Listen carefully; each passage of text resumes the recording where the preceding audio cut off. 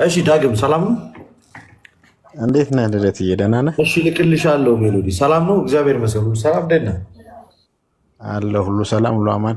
የት ቤተ እምነት ነህ? ኦርቶዶክስ ነኝ። እሺ ይለፍልኝ አልክ አለፈልህ? አይ ስለምወድህ እና ሁልጊዜ ምንድን ነው ይሄ ልጅ ግን ትንንሽ ፎሎወር ያላቸውን ሰዎች አስገብቶ ቢያንስ አይመክርም እንደ ያል ሁሌ አማህ ነበርና ያቺን በማለቴ ነው እንደ አጋጣሚ ገባ። ባይ ዘ ዌይ እዚህ ላይ ያው እዚህ ፕላትፎርም ላይ በጣም ብዙ ጊዜ በጣም በሚገርም ሁኔታ ብዙ ትምህርቶችን ላይቭ ላይ ቀርቼ አላውቅም። ኖርማሊ ግን በተለይ ስለ ኢየሱስ ኦርቶዶክስ ያላትን አመለካከት የምትገልጽበት መንገድ በቃ እኔ እንጃ እኔ በጣም ከምገልጸው በላይ ነውና ልደቴ በጣም ነው የምወድህ። በጣም በጣም በጣም እሺ፣ እግዚአብሔር ያክብርልኝ። በጣም አመሰግናለሁ። እንዴት ነህ? ሁሉ ሰላም? ሁሉ ሰላም እግዚአብሔር ይመስገን። እንዴት ነህ? አለን። ዛሬ ያው የምንወያይበት ዋነኛ የመማሪያ ርዕሳችን የሚሆነው ከቤተክርስቲያን ውጭ የሆኑት የትኞቹም ሰዎች አንደኛ ብርሃን ውስጥ አይደሉም፣ ሁለተኛ ደግሞ ድነትን አላገኙም በሚል ርዕሰ ጉዳይ ላይ የምንወያይና የምንማማር ይሆናል። እንግዲህ ሰሞኑን አንዳንድ ቪዲዮዎችን የተቆራረጡ ሀሳቦችን አይቻልም። ፓርሻሊ ብርሃን የወጣለት አካል የለም ባይዜ ቤተክርስቲያን ውስጥ ይቅርታ፣ ከቤተክርስቲያን ውጭ ሆኖ ፓርሻል የሆነ ላይት ያገኘ ወይም ደግሞ ፓርሻል ድነት በግማሽ የዳነ በግማሽ የበራለት ምናምን የሚባል ማመቻመች ምናምን ነገር የለም። በቃ ከቤተክርስቲያን ውጭ ከቤተክርስቲያናችን ውጭ መዳን የሚባለው ነገር የለ፣ አይታሰብም። በቃ ከቤተክርስቲያን ውጭ ድነት የለም። ባጭሩ አለቅ። አንድ ሰው ከቤተክርስቲያን ውጭ ከሆነ ከሁሉም ነገሯ ውጭ ነው። ኢየሱስም ይበል የኢየሱስንም አምላክነት ከቤተክርስቲያን ውጭ ማመን አያድንም። ባይዜ የጌታችን የኢየሱስ ክርስቶስን አምላክነት ከቤተክርስቲያን ውጭ ማመን አያድንም። የጌታችን የኢየሱስ ክርስቶስን ጌትነት ከቤተክርስቲያን ውጭ ሆነ ብትመሰክር አድንም። እንደዚህ ብሎ ማመቻቸት የሚባል ነገር የለም። እኔ እዚህ ሚዲያ ላይ እጅግ የምታዘበው ነገር የሆኑ ሰዎች አሉ። ዝም ብለው የሆነ ሰዓት ይቆዩና ብቅ ይላሉ። ከዛ የተወሰኑ ሰዎች ይሰሟቸዋል፣ እንደ ልባቸው ሊናገሩ ይሞክራሉ። እና ደግሞ አንድን ሰው ለብቻ ማሳደድም ልክ አይደለም። ሰው እንዴት ነው ከቤተክርስቲያን ውጭ ሆኖ ሊድን የሚችለው? ኢማጅን አስቡት። አንድ ጉባኤ ነው ያለው። ዝም ብላችሁ ተመልከቱት እስኪ። አንድ ጉባኤ ነው ያለው። እዛ አንዱ ጉባኤ ያ ጉባኤ የእግዚአብሔር ጉባኤ እግዚአብሔር ነው። ያ ጉባኤ እግዚአብሔር ነው። በዛ ጉባኤ ላይ መንፈስ ቅዱስ ወርዷል። ጋይስ መንፈስ ቅዱስ የወረደው በዛ ጉባኤ ላይ ነው። ከዛ ውጭ መንፈስ ቅዱስ አልወረደም። ሰዎችም የመንፈስ ቅዱስ ተካፋይ የሚሆኑት በዛ ህብረት ውስጥ ሲገቡና ሲጨመሩ። አንዴ ቆይ ስለ ክርስቶስ እያመኑ እኮ ምንፍቅናን የተከተሉ ሰዎች አሉ አይደል? ንስቶሪያንስ አሉ እኮ። ክርስቶስ ማለት ብቻውን መዳን ነው ማለት ነው። አሁን ላይ ቲክቶክ ላይ ያሉ ሰዎች ጴንጤዎች ሙሉ ለሙሉ ፉሊ ጨለማ ውስጥ ናቸው አልልም አለ አንደኛው። እኔ አላወቅኳቸውም እንደዚህ ብሎ የተናገሩትን ሰው ግን እንደዛ ብሎ መናገር በራሱ እጅግ በጣም ነውር ነው። ከዛ ደግሞ ወንድሞቻችን ላይ ደግሞ ለመተቸት ሰው እንዴት ቅናት ግን በጣም መጥፎ ነገር ነው። ቅናት በጣም በቤተ ክርስቲያን ውስጥ ቅናት እጅግ በጣም መጥፎ ነገር። በክርስትና ህይወት እንደ ቅናት ያለ እርጉም ነገር የለም። አንድ ሰው በወንድሙ ላይ ሊያውም በጣም በታናሽ ወንድሙ ላይ የሚቀና ከሆነ አይምሮ እጅግ በጣም ወደኋላ ይቀራል።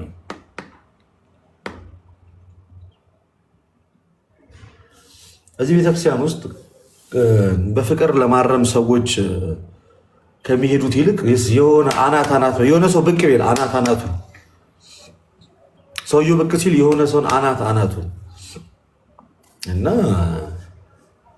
ከዛ ይመጡና ለጴንጤ ጥብቅና የሚቆም ኦርቶዶክሳዊ ካለ መዳኑ ላይ ጥያቄ የፈጠረ ሰው ነው ማለት ነው። ለጴንጤ ጥብቅና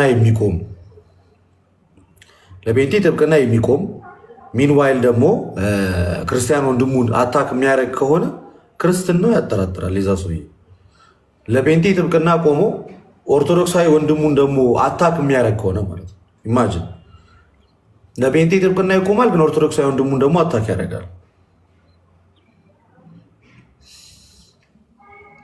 ኦኬ። ለጴንጤ ግን ጠበቃ ነው። ለጴንጤ ጠበቃ ነው። ግን ደግሞ ኦርቶዶክሳዊ ወንድሙን ደግሞ አይወድም።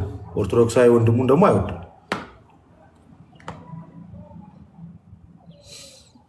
ይሲ እና ይሄ ጤነኝነት ነው? ሰው ለምን ይቅርታ አልጠየቀም ተብሎ እንዴት ሰው ይተቻል? ለምን ይቅርታ አልጠየቀም? የሆነ ሰው ከመሬት ተነስቶ ይቅርታ ለምን አልጠየቀም? ለምንድን ነው ይቅርታ የሚጠይቀው? ሰው ሲያጠፋ ነው ይቅርታ የሚጠይቀው። አምኖበት ስህተቱ ታውቆ ነው ሰው ይቅርታ የሚጠይቀው። ኤኒዌይስ እና እግዚአብሔር አምላክ ስለሁሉ ነገር የተመሰገነ ይሁን። ፕሮቴስታንት ወንድሞቻችን ስለ ዝቋላ በፌስቡክ ፔጅ ላይ ተናግሬያለሁ። እዛ ላይ ያለኝን ነገር አስቀምጫለሁ። በማሐዘኔን አስቀምጫለሁ። ፌስቡክ ላይ ብዙ ሰዎች ያሉ ፌስቡክ አሁን ላይ ተደራሽ ነው። ፌስቡክ ላይ አስቀምጫለሁ። በዝቋላ ዙሪያ አባቶቻችን ሰማዕትነትን እየተቀበሉ ያሉበት ሰዓት ላይ ነው። አባቶቻችን እጅግ በጣም በሚገርም ሁኔታ ሰማዕትነትን እየተቀበሉ ያሉበት ሰዓት ላይ ያለ ነው እና እግዚአብሔር አምላክ ባሉበት ቦታ ይጠብቃቸው። እግዚአብሔር አምላክ ባሉበት ቦታ ይድረስላቸው። ሌላ ምንም የምንለው ነገር የለም። የእነሱ ጸሎት ናት እኛን እስከዚህ ድረስ ያደረሰችን። የነሱ ልመና፣ የነሱ ምልጃ ነው እዚህ ድረስ ያደረሰን እና በግፍ እየተገደሉ ነው ያሉት። ዝቋላ ላይ እኔ ስሰማ አሁን ለስንተኛ ጊዜ ነው ማለት ነው? ለአራተኛ ጊዜ ማለት ነው።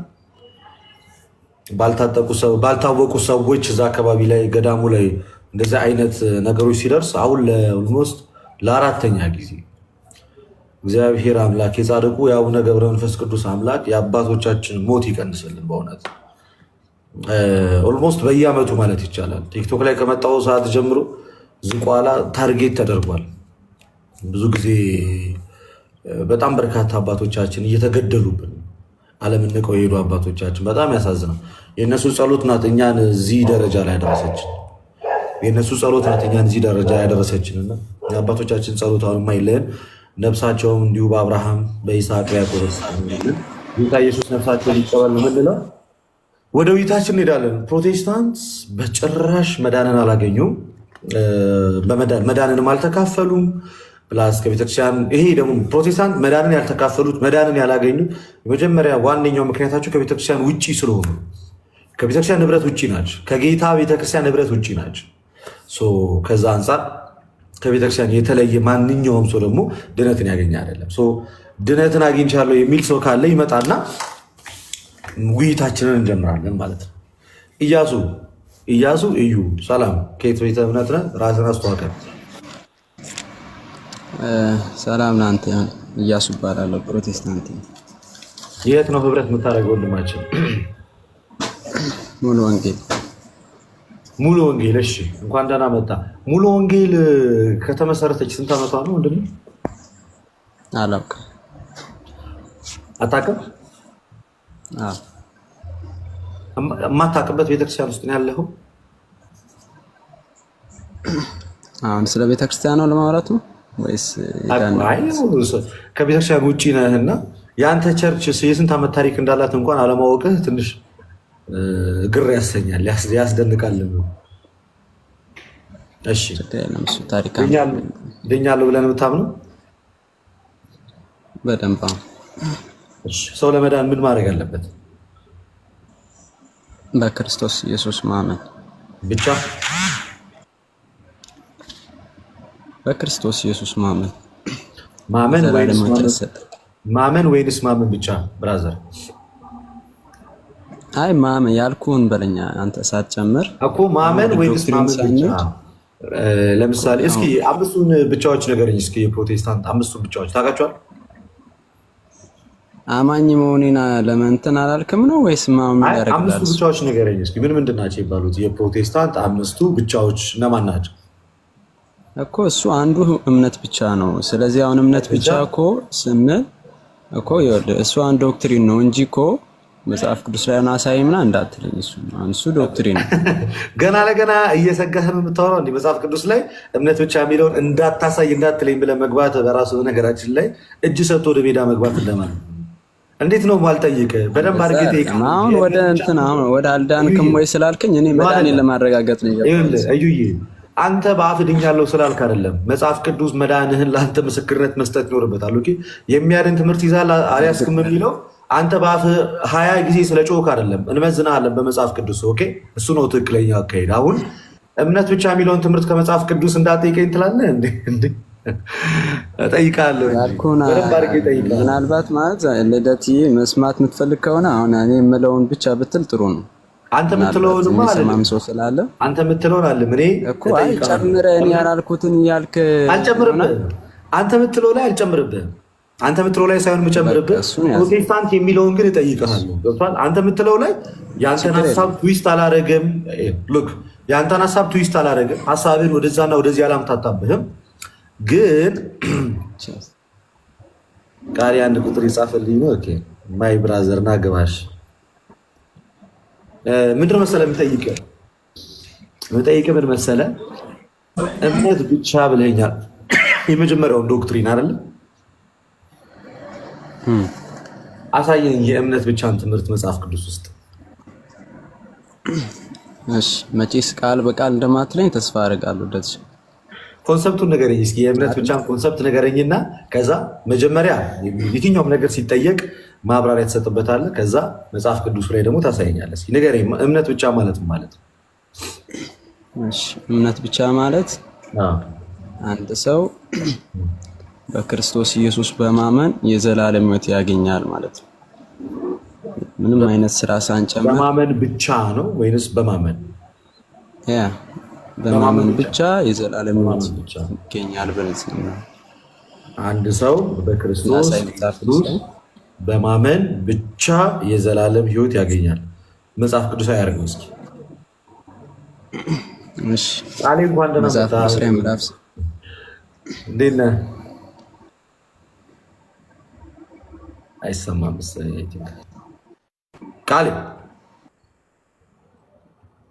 እሺ ቀጥል እዩ። ሶሪ አዲስዬ ሰላም ብያለሁ። ቀጥል እዩ። ዮሐንስ ወንጌል ምዕራፍ 6 ላይ በነገራችን ላይ ዮሐንስ ወንጌል ምዕራፍ 6 ሙሉ ማየት ብናየው ደስ ይለኛል፣ ግን ችግር የለም። ዮሐንስ ወንጌል ምዕራፍ 6 ቁጥር 28 እንደዚህ ይላል። ዮሐንስ ወንጌል ምዕራፍ 6 ቁጥር 28 ይዘሃል። እነርሱም ታዲያ እየጠራን ነበር። ሰላም ላንተ ይሁን። እንዴት ነህ?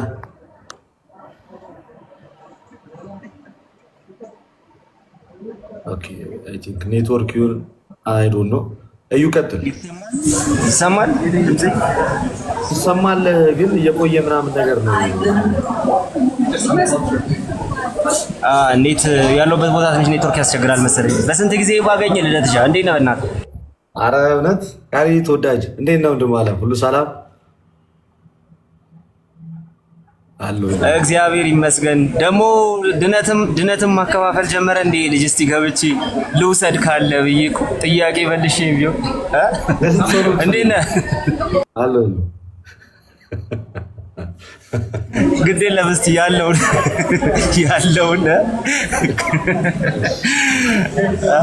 ደግሞ እዚህ እምነት ብቻ እያልክ እስቲ ትጠይቃለህ። ተው ግን እንወያይ። ውይይቷን እኮ ፔንድ አድርጋት እስካሁን ከአማን ጋር እኮ እንወያይ ብዬ አማንን አወራሁት እንድንወያይ። ግን አማን አይ ቲንክ ፎር ሳም ሪዝን ለተወሰነ ጊዜ ውይይቶች አቁሜያለሁ ብሎኛል። እስቲ እኔ እናንተ እናወራና በውስጥ ርዕሳችንን መርጠን እንገባለን። በቃ አሁን አማን ከተወሰነ ጊዜ በኋላ ነው ወደ ዲቤት የምመለሰው ስላለኝ አሁን ወደ አንተ መምጣት እችላለሁ። ኖ ወሪስ እናወራለን። በቃ ስልክ ደውላለሁኝ፣ በውስጥም እናወራለን። ጫጫታ ላይ ነኝ ያለሁት። ሰላም ልበል የገባሁት እንደምትሰማው ነው። እሺ ቃልዬ ቴንክ ዩ ማይ ብራዘር። እሺ እናወራለን። ደውላለሁ እንደወጣው ከላይቭ እንደወጣው። መጽሐፍ ቅዱስ መቼ ልስጥ ቃሌ ለአንተ በጣ ሰውዬ። እሺ እዩ በጣም ይቅርታ ዲስሪስፔክት አድርገን እንዳትቆጥርብኝ፣ የራሱ ወገን ነው ወዳጄ ስለሆነ ሰላም ልበለው ብዬ። ኧረ ችግር የለም። እሺ ልቀጥል። ዮሐንስ ወንጌል ምዕራፍ 6 ቁጥር 28 ላይ እምነት ብቻ ያልከውን ማብራሪያ ወይም ደግሞ የሰው ልጅ የሚድነው በእምነት ብቻ ወይም በክርስቶስ ኢየሱስ ብቻ በማመን ይድናል ያልከኝን ሀሳብ ይነግራል ስላልከኝ እንዲህ ይላል። እሺ ላንብብ። ይዛል አንተ ወይንስ እኔ ላንብብልህ? እኔ ላንብብልህ። ቀጥል። በጣም ጥሩ። እሺ እንደዚህ ይላል፣ በኢየሱስ ማነባለሁ። እነርሱም ታዲያ የእግዚአብሔር ሥራ ለመስራት ምን ማድረግ አለብን አሉት። ኢየሱስም እርሱ በላከው ታምኑ ዘንድ ይህ የእግዚአብሔር ሥራ ነው ሲል መለሰላቸው። ቁጥር ስንት ነው? ቁጥር 28 ቁጥር 28 እንግዲህ የእግዚአብሔርን ሥራ እንድንሰራ ምን እናድርግ አሉት። ኢየሱስም መልሶ ይህ የእግዚአብሔር ሥራ እርሱ በላከው እንድታምኑ ነው አላቸው። እሺ እዚህ ጋር ምን እኛ በእግዚአብሔር አናምንም ብለናል? የሰው ልጆች በእግዚአብሔር ሳያምኑ ድነትን ያገኛሉ ብለናል? አይ ይሄን መነሻውን ነው ከመነሻው ልስጠብዬ ነው። እሺ እኮ ከመነሻው ስትሰጠኝ ይሄ ጥቅስ በምን አይነት አካሄድና በምን አይነት ሁኔታ እምነት ብቻ ለሚለው ትምህርት አንቺ ግቢ እስኪ፣ በጣም ጠፍተሻል። እምነት ብቻ ከሚለው ትምህርት ጋር እስኪ እንዴት ሊሄድና ሊታረቅ እንደሚችል አስረዳኝ። እሺ አሁን እዚህ ጥቅስ ላይ ለመቆየት አይደለም ማለት ለመቆየት ስለ መነሻ ላረግልህ ነው እንጂ ያው አሁን ስራ እግዚአብሔር እንድንሰራም የፈለገው ስራ አለ። ያ ስራ ምንድነው ሲባል በክርስቶስ ኢየሱስ ማመን ነው። ስለዚህ አምነናል ወይ? አዎ። አሁን ማመን ብቻ ታዲያ ማደንማ እኮ ማመን እኮ እዩ በክርስቶስ ኢየሱስ ማመን ይሄ የመጀመሪያው ስራ ልሰጥ ነው ትንሽ ከጠበቀኝ አሁን ማመን የሁሉም ሰው አሁን የእግዚአብሔር የሚፈልገው ማመን ከሆነ ስለዚህ ማመን ታዲያ ምን ያሰጣል የሚለው ነገር ዮሐንስ ወንጌል ደግሞ እዚሁ ላይ ከዚሁ ሳንወጣ እዚሁ ክፍል ላይ እናገኛለን። እንደዚህ ይላል። ይሄኛውን አልጨረስነውም እኮ ይሄኛውን ምን ለማለት ይሄው እኮ አልኩ የእግዚአብሔር አሁን ከዚህ ክፍል ላይ ምን እናገኛለን አልኩ። እግዚአብሔር የሚፈልገው ነገር አለ ወይ ከሰው ልጅ? አዎ ምን ይፈልጋል? በላከው ይሄንን ክፍል እምነት ብቻ ለሚል ጥቅስ ነበር ያመጣልኝ። በጣም ከይቅርታ ጋር እኮ መነሻ ይሆነኝ ዘንድ ነው ያልኩ እኮ ንደቲ መነሻ ይሆነኝ ዘንድ ነው። እምነትን ራሱ መነሻ ይሆነኝ ዘንድ ነው አልኩ። አሁን ይኸው እዚህ ክፍል ላይ ደግሞ በእምነት ብቻ የሚለውን እዚህ ክፍል ላይ ደግሞ እሰጣለሁ። ዮሐንስ ወንጌል የሚለውን ምን ክፍል ላይ? ዮሐንስ ወንጌል ስም ዮሐንስ ወንጌል ምዕራፍ 3 ቁጥር 16። እሺ ይሄንን እንኳን እኔ ላንብበው ፕሊስ፣ በጣም ስለምወደው ጥቅስ እኔ ላንብበው። እንዴት አይኔ ላንብበው ግድ የለም ሳነበው እንትን ስለሚል ግድ የለም። አንዱን አንተ አንብባል፣ እኔ ይሄኛውን ላንብበው። ይሄ በጣም የምወደው የመጽሐፍ ቅዱስ ክፍል። በእርሱ የሚያምን ሁሉ የዘላለም ሕይወት እንዲኖረው እንጂ እንዳይጠፋ እግዚአብሔር አንድያ ልጁን እስኪሰጥ ድረስ ዓለሙን እንዲሁ ወዷልና። ዓለም በልጁ እንዲድን ነው እንጂ በዓለም እንዲፈርድ እግዚአብሔር ወደ ዓለም አላከውምና። በእርሱ በሚያምን አይፈረድበትም። በማያምን ግን በአንዱ በእግዚአብሔር ልጅ ስላላመን አሁን ተፈርዶበታል። እሺ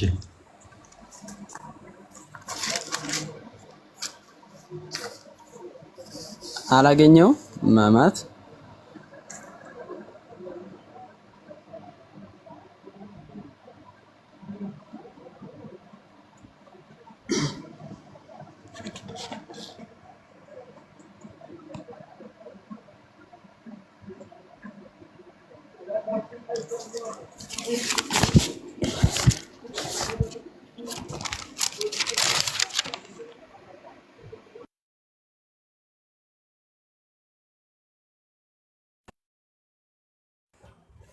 ይቅርታ ስልክ ገብቶብኝ ነበረ። እሺ አላገኘነውም። እዚህ ውስጥ በእምነት አንድ ሰው በእምነት የዘላለም ሕይወት እንደማግኘት እንደሚችል በእምነት እኮ የዘላለም ሕይወት እኮ አይገኝም ብሎ እኮ የሚያምን እኮ ክርስቲያን የለም። ኦርቶዶክሳዊ ክርስቲያኑ ነው። አሁን እኮ የተቸገርነው የእምነት ብቻ ማብራሪያና እያንዳንዱ መጽሐፍ ቅዱስ ውስጥ ያሉት የሰው ልጆች በጸጋ ይድናሉ በሚለው ማብራሪያ ውስጥ ልናገኛቸው አልቻለም። በጣም ትልቁ ግጭት ምን መሰለህ? አሁን ቀደም እምነት ብቻ አብራራ ስትለኝ ምን ብዬ አብራራው? ቀደም እምነት ብቻ ስትለኝ አብራራ ስትለኝ በክርስቶስ ኢየሱስ በማመን ብቻ የሰው ልጆች የዘላለም ሕይወትን ያገኛሉ አልኩኝ። መጽሐፍ ቅዱስ በተቃራኒው ማመን የድህነት መጀመሪያና ቁልፉ ዋናው ነገር ማመን ነው። የሰው ልጆች ሳያምኑ ከጀመሩ የዘላለም ሕይወት እንዴት ያገኛሉ? አለማመን እኮ ያስፈርድብሃል፣ አያድንም። ማመን ነው የሚያድነው። ግን አንተ የተጠቀምከው ማብራሪያ ወይም ደግሞ ሶላፊዴ የሚለው ማብራሪያ እና እዚህ መጽሐፍ ቅዱስ ላይ ያሉ ለምሳሌ መጽሐፍ ቅዱስ ላይ የሰው ልጆች በማመን ይድናሉ ብሎ በሚናገርበት ሰዓት ላይ በፍጹም ቅዱሳት ሚስጥራትን ኤክስክሉድ አያደርግም ወይም ደግሞ አያወጣም። በእምነት ውስጥ የሰው ልጆች አምነው መጠመቅ ተጠምቆም የጌታን የኢየሱስ ክርስቶስ ቅዱስ ሥጋውና ክቡር ደሙን መውሰድ እንዳለባቸው ጨምሮ የሚያስረዳ ነው እንጂ እምነት ብቻ ነጥሎ ባመንክ ቁጥር ትድናለህ፣ ሚስጥራት ጭራሽ አያስፈልጉም የሚል ማብራሪያ አይሰጥም። በተቃራኒው ግን እምነት ብቻ የሚለው ትምህርት በተቃራኒው ግን አሁን ምን መሰለ እያሱ መለየት ያለብን እኛ ሶላ ፊዴ የሚለውን ትምህርት ልክ አይደለም ስንል ስራ ልንጨምርበት አይደለም። ባይዘኝ አሁን ብዙ ጊዜ አውርተናል እዚህ ቶፒክ ላይ እኛ በእምነት ብቻ አይዳንም ስንል ስራችንን ለመጨመር አይደለም። ኖ በእምነት ብቻ አይደለም አምኖ በመጠመቅ ነው ለማለት ነው እንጂ የእኛን ስራ እንጨምርበትና እምነት ብቻ ላይ ስራ ሲጨመር የክርስቶስ የመስቀል ስራ አለ ማለት አይደለም። እኛም በጸጋው ነው ሄዳን ነው ብለን ነው የምናምነው። ግን የእኛ በጸጋ መዳንና የእናንተ በጸጋ መዳን ልዩነት አለ። እኛ ከሚስጥራት የተለየ ድነትን አይደለም ምናምነው፣ እናንተ ግን ከሚስጥራት የተለየ ድነትን ታምናለን። ለምሳሌ ይህንን ጥቅስ ያስክልኝ። ይሄ የመጽሐፍ ቅዱስ ጥቅስ ዮሐንስ 6:28 ዮሐንስ 3:16 ከሌሎች የመጽሐፍ ቅዱስ ክፍል ጋር ይጋጫል። እያዙ ምን አይከል ከምን ጥቅስ አይጋጭማ? ከየትኛው ጥቅስ ከሌሎች የመጽሐፍ ቅዱስ ጥቅስ ጋር ይጋጫል ብለህ ታስባለህ? አይጋጭም። ካልተጋጨ የማርቆስ 16:16 እስኪ ያውጣና በራስህ አንደበት አንብብልን እስኪ። ያመነ የተጠመቀ ይድናል፣ ያላመነ ያመነ የተጠመቀ ይድናል ሲል እና ዮሐንስ ወንጌል በእርሱ የሚያምን ብሎ ሲናገር ጥምቀትን ያስወጣል? ኖ ለምንድን ነው? ይሄ እኮ የሚጋጭ ጥቅስ አይደለም። አሁን ሙሉ ቁጥሩን እኮ ነው አይደል ማየት ያለብን። 16:16 ያመነ የተጠመቀ ይድናል፣ ያላመነ ግን አሁን ድነትን ጥምቀት ውስጥ እኮ አላስገባው። ኖ አስገብቶታል። ሁለቱም ውስጥ አሁን ለምሳሌ ታዲያ ምን ያልተጠመቀም ለምን አለ? ኖ እኛ የምናወራው አሁን እዚህ ጋር ነው ትዊስት የሚደረገው በአብዛኛው ተወዳጅ ፕሮቴስታንት ወንድሞች። መዳን በጥምቀትና እምነት መሀል ላይ የተቀመጠ ነገር ነው እንጂ እምነት ብቻ ላይ ወይንም ደግሞ ጥምቀት ብቻ ላይ የተቀመጠ ጉዳይ አይደለም። እያወራን ያለ ነው እያሱ ስለሚድኑ ሰዎች ነው ስለሚፈረድባቸው ሰዎች ነው እዚህ ክፍል ላይ ያ በሁለቱም ነው እንትን አሁን ብታምን እኔ እናንተ እያወራን ያለ ነው ስለሚድኑ አሁን መዳኛ መንገድ ተቀምጧል። ደግሞ አይደለም የምትድንበት መንገድ አለ። አሁን እኮ እንትኑ እኮ ዶክትሪን ነው። አንድ እያሱ ወንድሜ አንድ ጊዜ እኔ እናንተ ስለሚፈረድባቸው ሰዎች ምንም የሚያከራክር አጀንዳ አላነሳንም። እሱ አያከራክረን። እኔ እናንተ እያወራን ያለ ነው ስለሚድኑ ሰዎች ነው አይደለ? እያሱ ስለመዳኑ እያወራን አይደለ? እሺ ጎበዝ። ስለ መዳን የምናወራ ከሆነ የሚድኑት ምን ያደረጉ ናቸው ይላል ማርቆስ 16 ላይ እኮ። ግን አሁን እኮ ታዲያ ቁጥሩ እንደ ከፍለን እንትንም በለው። እሺ አሁን ቁጥሩን እሺ አሁን እኔ እናንተ የምናወራው ስለሚድኑት ነው። እውነት ነው። ስለሚድኑት ስናወራ ምን ያደረገ ይድናል? ቁጥሩን ግን 16 ታዲያ ቁጥሩን ከፍለን መረዳት አንችልም። አንከፍለውም፣ ሙሉ እንጨርሰዋለን። ቃል በቃል እያነበብ ነው እየተረዳ ነው። ወደሚቀጥለው እንሄዳለን። የኔ ወንድም እዛ ክፍል ላይ ስለሚድኑትም ስለሚጠፉትም ሰዎች ይናገራል አይደለ? እንደዚህ ብዬ ላስተካክልልህ። ስለሚድኑትም ስለሚጠፉትም ሰዎች ይናገራል አይደለ? እሺ አሁን አስቀድመን ስለሚድኑት እናወራና ስለሚጠፉት ደግሞ እናወራለን። ስለሚድኑት ሲናገር ምን ብሎ ነው የጀመረው? የኔ ወንድም ያመነም የተጠመቀም ይድናል። ለመዳን ምን ያስፈልጋል አለ? ማመንና መጠመቅ። ኤግዛክትሊ ሶስት ለመዳን ማመንና መጠመቅ ነሰሰር ላይ ያስፈልጋል። ግን ደግሞ ይፈረድበታል የሚለው ላይ ደግሞ ምን አስቀመጠልን? ያላመነ ግን ይፈረድበታል። አሁን ያላመነ አያከረክርም። በቃ አለማመን በጣም ከባድ ነገር ነው። አለማመን በራሱ ኃጢአት ነው ጋይና። ስለዚህ አሁን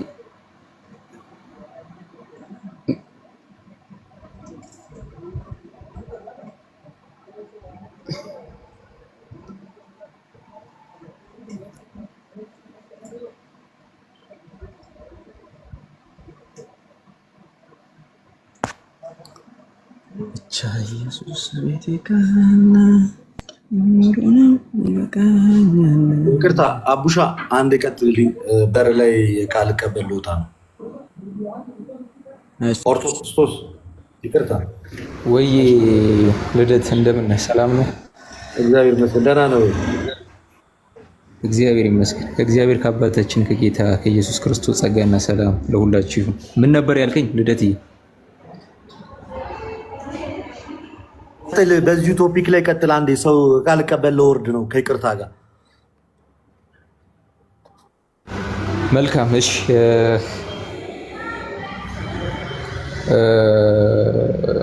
ኢየሱ ሰላም ይብዛ።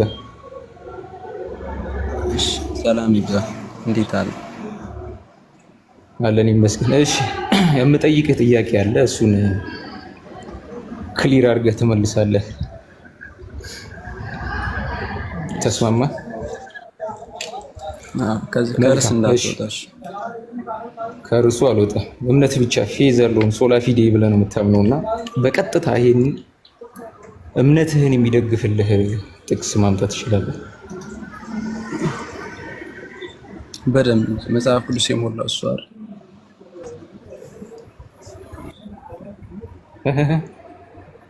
አዎ በደንብ ማምጣት ይችላል። እሺ ለምሳሌ በዛ አንድ ጥቅስ ላይ አድምተን እንድናወራበት ነው። ምክንያቱ መሞገት ሳይሆን ምናልባት ብዥታዎች ካሉ ብዥታዎችን ለማጥራት የሚያክል እንዲረዳን በሚለው ማለት ነው።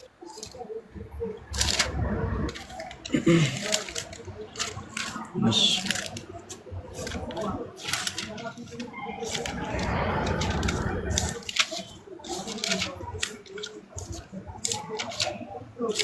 እያወጣው ሳይሆን እሺ ችግር የለም። እሺ እንደዚህ ይላል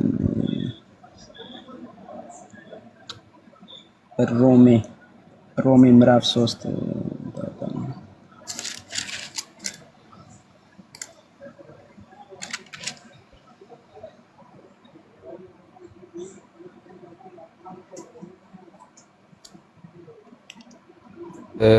ሮሜ ምዕራፍ 3 ቁጥር 28 ከሆነ የምትጠቅሰው እዛ ላይ ማውራት እንችላለን።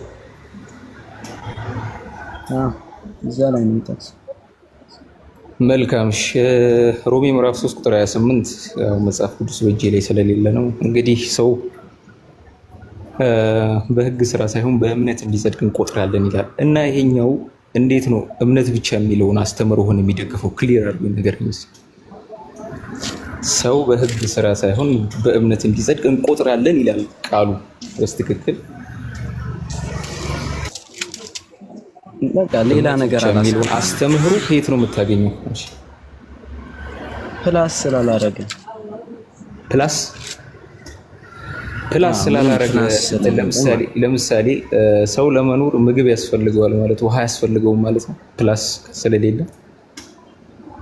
በቃ አሁን አንተ በጣም በእርግጠኝነት አሁን አንተ በቃ ምግብ የሰው ልጅ ያኖረዋል ማለት መቻል አለብህ። ሌሎቹም ነገር እንዳሉ ቢሆኑም አሁን አንተ በእርግጠኝነት አሁን በሰው እንትን ማለት ስለዚህ በስፒሪቹዋሊ ደግሞ ስንመጣ በእምነት ብቻ አንተ ማለት ትችላለህ ወይ?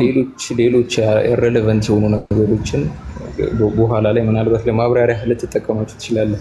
አሁን የተጠየቀው ጥያቄ ግን እምነት ብቻ ብለህ ነው የምታምነው፣ እምነቴ መጽሐፍ ቅዱስ ላይ የተመሰረተ ነው የሚል ኮንፌሽን ያለ እምነት ብቻ የሚለው አስተምህሮ በቀጥታ በመጽሐፍ ቅዱስ በያዕቆብ መልእክት ምዕራፍ 2 ቁጥር 14 አካባቢ ላይ የተኮነነ ትምህርት ሆኖ ሳለ እንተ ግን መጽሐፍ ቅዱሳዊ ጠቅሳለኝ ብለሃል።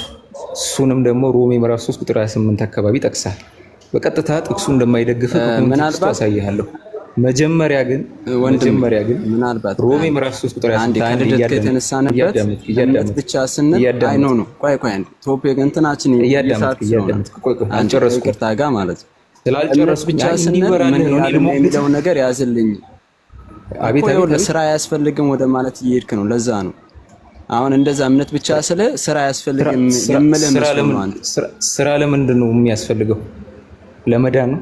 ያመነ ሰው ስለሚሰራ ያመነ ሰው ስለሚሰራ ደግሞ አላምንም። ስራው ለድነት በቀጥታ አያስፈልግም ነው አስተሳሰብ። ምን ስለ ዳንክ ነው የምትሰራው ነው በቃ ባጭር ግልጽ አይደል እንጂ ለመዳን አትሰራ። እስቲ ይሄንን አሁን ያልካትን ቃል የሚደግፍህን የመጽሐፍ ቅዱስ ጥቅስ ይኸው አሁን አንተ የጠቀስከው ጥቅስ አሁን ያዕቆብ ይሄ ነው ያዕቆብ የሚያወራው።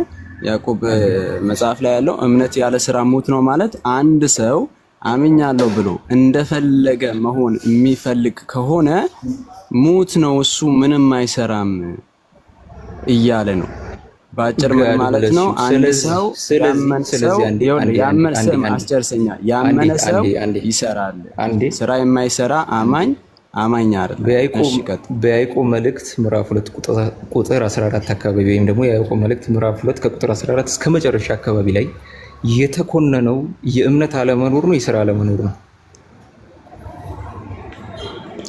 እኮ ምናልባት ወንድሜ አሁን ቅድም እንደዚህ ነው እኮ እምነት ብቻ ስንል ምን ማለታችን ጥያቄውን በትክክል ይኸውልህ ማብራሪያህን እኮ ምናልባት እምነት ብቻ ስንል ስራ ያገለለ አይደለም። አሁን እኮ ለዚህ ነው ያዕቆብን የተቀስክብኝ እኔ ስራ ያገለለም መሆኑን ፕላስ ስለሌለው በሚለው የቅድሙ ቃል እንትን ነጌት አድርገዋል፣ ሽረህ አድርገዋል።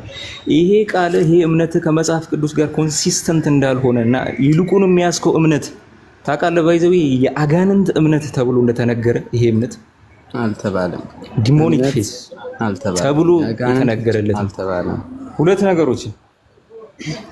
ሁለት ነገሮችን እንድታሳይ እድሉን ሰጥቼ ነበር፣ አላሳየህ። አንደኛ እምነት ብቻ የሚለውን አስተምህሮህን የሚደግፍልህ መጽሐፍ ቅዱሳዊ ጥቅስ ፕሮቫይድ አላደረግም። ሁለተኛ በያዕቆብ መልእክት ምዕራፍ 2 ቁጥር 14 አካባቢ ላይ የተኮነነው የሥራ አለመኖር ነው የእምነት አለመኖር ነው ተብለህ ለተጠየቀውን ጥያቄ ቀጥታ መልስ አልመለስክም። ሶ ለኔ ሳይሆን ታችላለህ ለመልስ አሁን ምንም አልሰማኝ የጠየቀውን ጥያቄ ጠይቃለሁ። ይኸውልህ አንዴ ስማኝሽ፣ ምናልባት ከይቅርታ ጋር እምነት ብቻ ስንል ስራ ያገለለ አይደለም። እምነት ብቻ ቃል በቃል መጽሐፍ ቅዱስ ላይ የለም። እምነት ብቻ የሚል መጽሐፍ ቅዱስ ላይ ቃል በቃል የተቀመጠ የለም። ይሄ ማለት ግን ሐሳቡ ወይም ትምህርቱ አናገኘውም ማለት እኮ ስማኛ ወዳጅ ኬታ መጣሁ ታዲያ ሐሳቡ ወይም ትምህርቱ መጽሐፍ ቅዱስ ላይ የለም ማለት ግን አይደለም። ጥቅስ ቡክ ቻፕተር ቨርስ እኮ ይኸውልህ አሁን እኔ የምሰጥህን ጥቅስ አንዴ እንድንነጋገርበት ማለት ነው እንድንነጋገርበት አሁን ምናልባት ሰማኝ ጥሩ ነበር። ዮሐንስ ወንጌል እሺ ዮሐንስ ወንጌል ምዕራፍ 6 አውጣሽ እስቲ አውጣና አንብበው።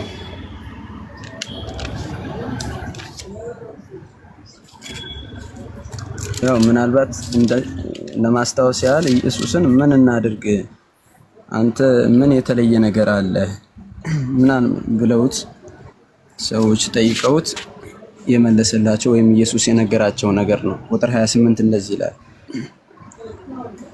ምናልባት ከ28 ከማንበብ በፊት 27 ልጀምርልህ ለአንተ በጣም እንዲገባ ከ26 ጀምርልህ። ኢየሱስም እምነት ብቻ የሚለውን አስተምሮ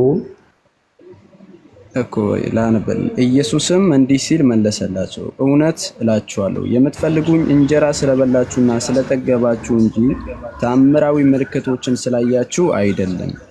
ለሚጠፋ እንጀራ አትስሩ፣ ነገር ግን የሰው ልጅ ለሚሰጣችሁ ለዘላለም ሕይወት ለሚኖር ምግብ ስሩ። ለዚህም እግዚአብሔር አብ ማረጋገጫ ማህተሙን በእርሱ ላይ አትሟልና። ከዛ ስማኝ፣ የምፈልገው ሐሳብ ይሄ ነው። እነርሱም ታዲያ የእግዚአብሔር ሥራ ለመስራት ምን ማድረግ አለብን አሉት። የዘላለም ሕይወት የሚሰጠው ማለት ነው። ቅድም እንደሰማኝ ኢየሱስ ለዘላለም ሕይወት የሚሰጥ ስራ ስሩ እንጂ ሲላቸው ይህን ስራ ምንድነው ሲሉት ኢየሱስ ምን አላቸው? ታዲያ የእግዚአብሔር ሥራ ለመስራት ምን ማድረግ አለብን አሉት። ኢየሱስም እንደዚህ አላቸው፣ እርሱ በላከው ታምኑ ዘንድ ይህ የእግዚአብሔር ሥራ ነው ሲል መለሰላቸው። ስለዚህ በክርስቶስ ኢየሱስ ማመን እኮ ስማኛ እንዴ በእንድም እኮ ቆይ ላንብብና ስማኛ አንዴ ያመጣውን ጥቅስ በትክክል ስለምን እንደሚያወራ እንዴት እምነት ብቻ የሚለውን አስተምሮ እንደሚደግፍ ትነግረኛለህ። አሁንም በእርግጠኝነት የምነግርህ ነገር እኮ ጠይቅ። ይሄው ነበር የጠየቀኝ። ከዛው ለዚህ ነው ወደዚህ ሶላፊ ጥያቄው እምነት ብቻ የሚለውን አስተምሮህን አንዴ ይሄ እኮ አዲስ ኮንሰፕት ሳይሆን ለአመታት ስናወራበት የነበረውን ኮንሰፕት ነው። አንተን የመሰሉ ልጆች እምነት ብቻ የሚለውን አስተምሮ አምጡ ተብሎ ሲጠየቁ ስለምን እንደሚያምጡ ታውቃለህ ወዳጅ? ስለ እምነት አስፈላጊነት በክርስቶስ ስለማመን የሚናገሩ ጥቅሶችን ነው የሚያመጡት። this is relevant።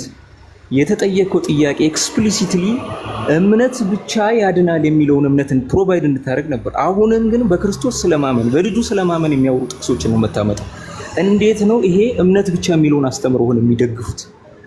አሁንም ለተጠየቀው አሁን አንዴ ምናልባት አሁን እኮ ስለማትሰማኝ ነው። አሁን አንዴ ልንገርህ፣ እምነት ብቻ ስንል ይኸውልህ አንድ ሰው የዘላለም ሕይወት ለማግኘት በክርስቶስ ኢየሱስ ማመን የዘላለም ሕይወት ያሰጣል ማለት ነው።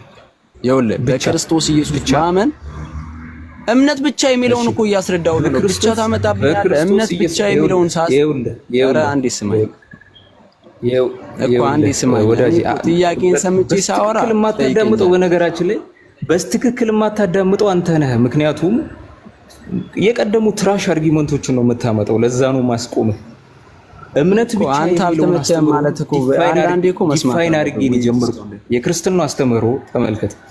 የክርስትናው አስተምህሮ ሰው ኢኒሻልና ፋይናል ሳሊቬሽን የሚባል አስተምህሮ አለ። በክርስትናው አስተምህሮ የሰው ልጅ ከሞት ወደ ህይወት የሚመጣው በክርስቶስ በማመን ነው።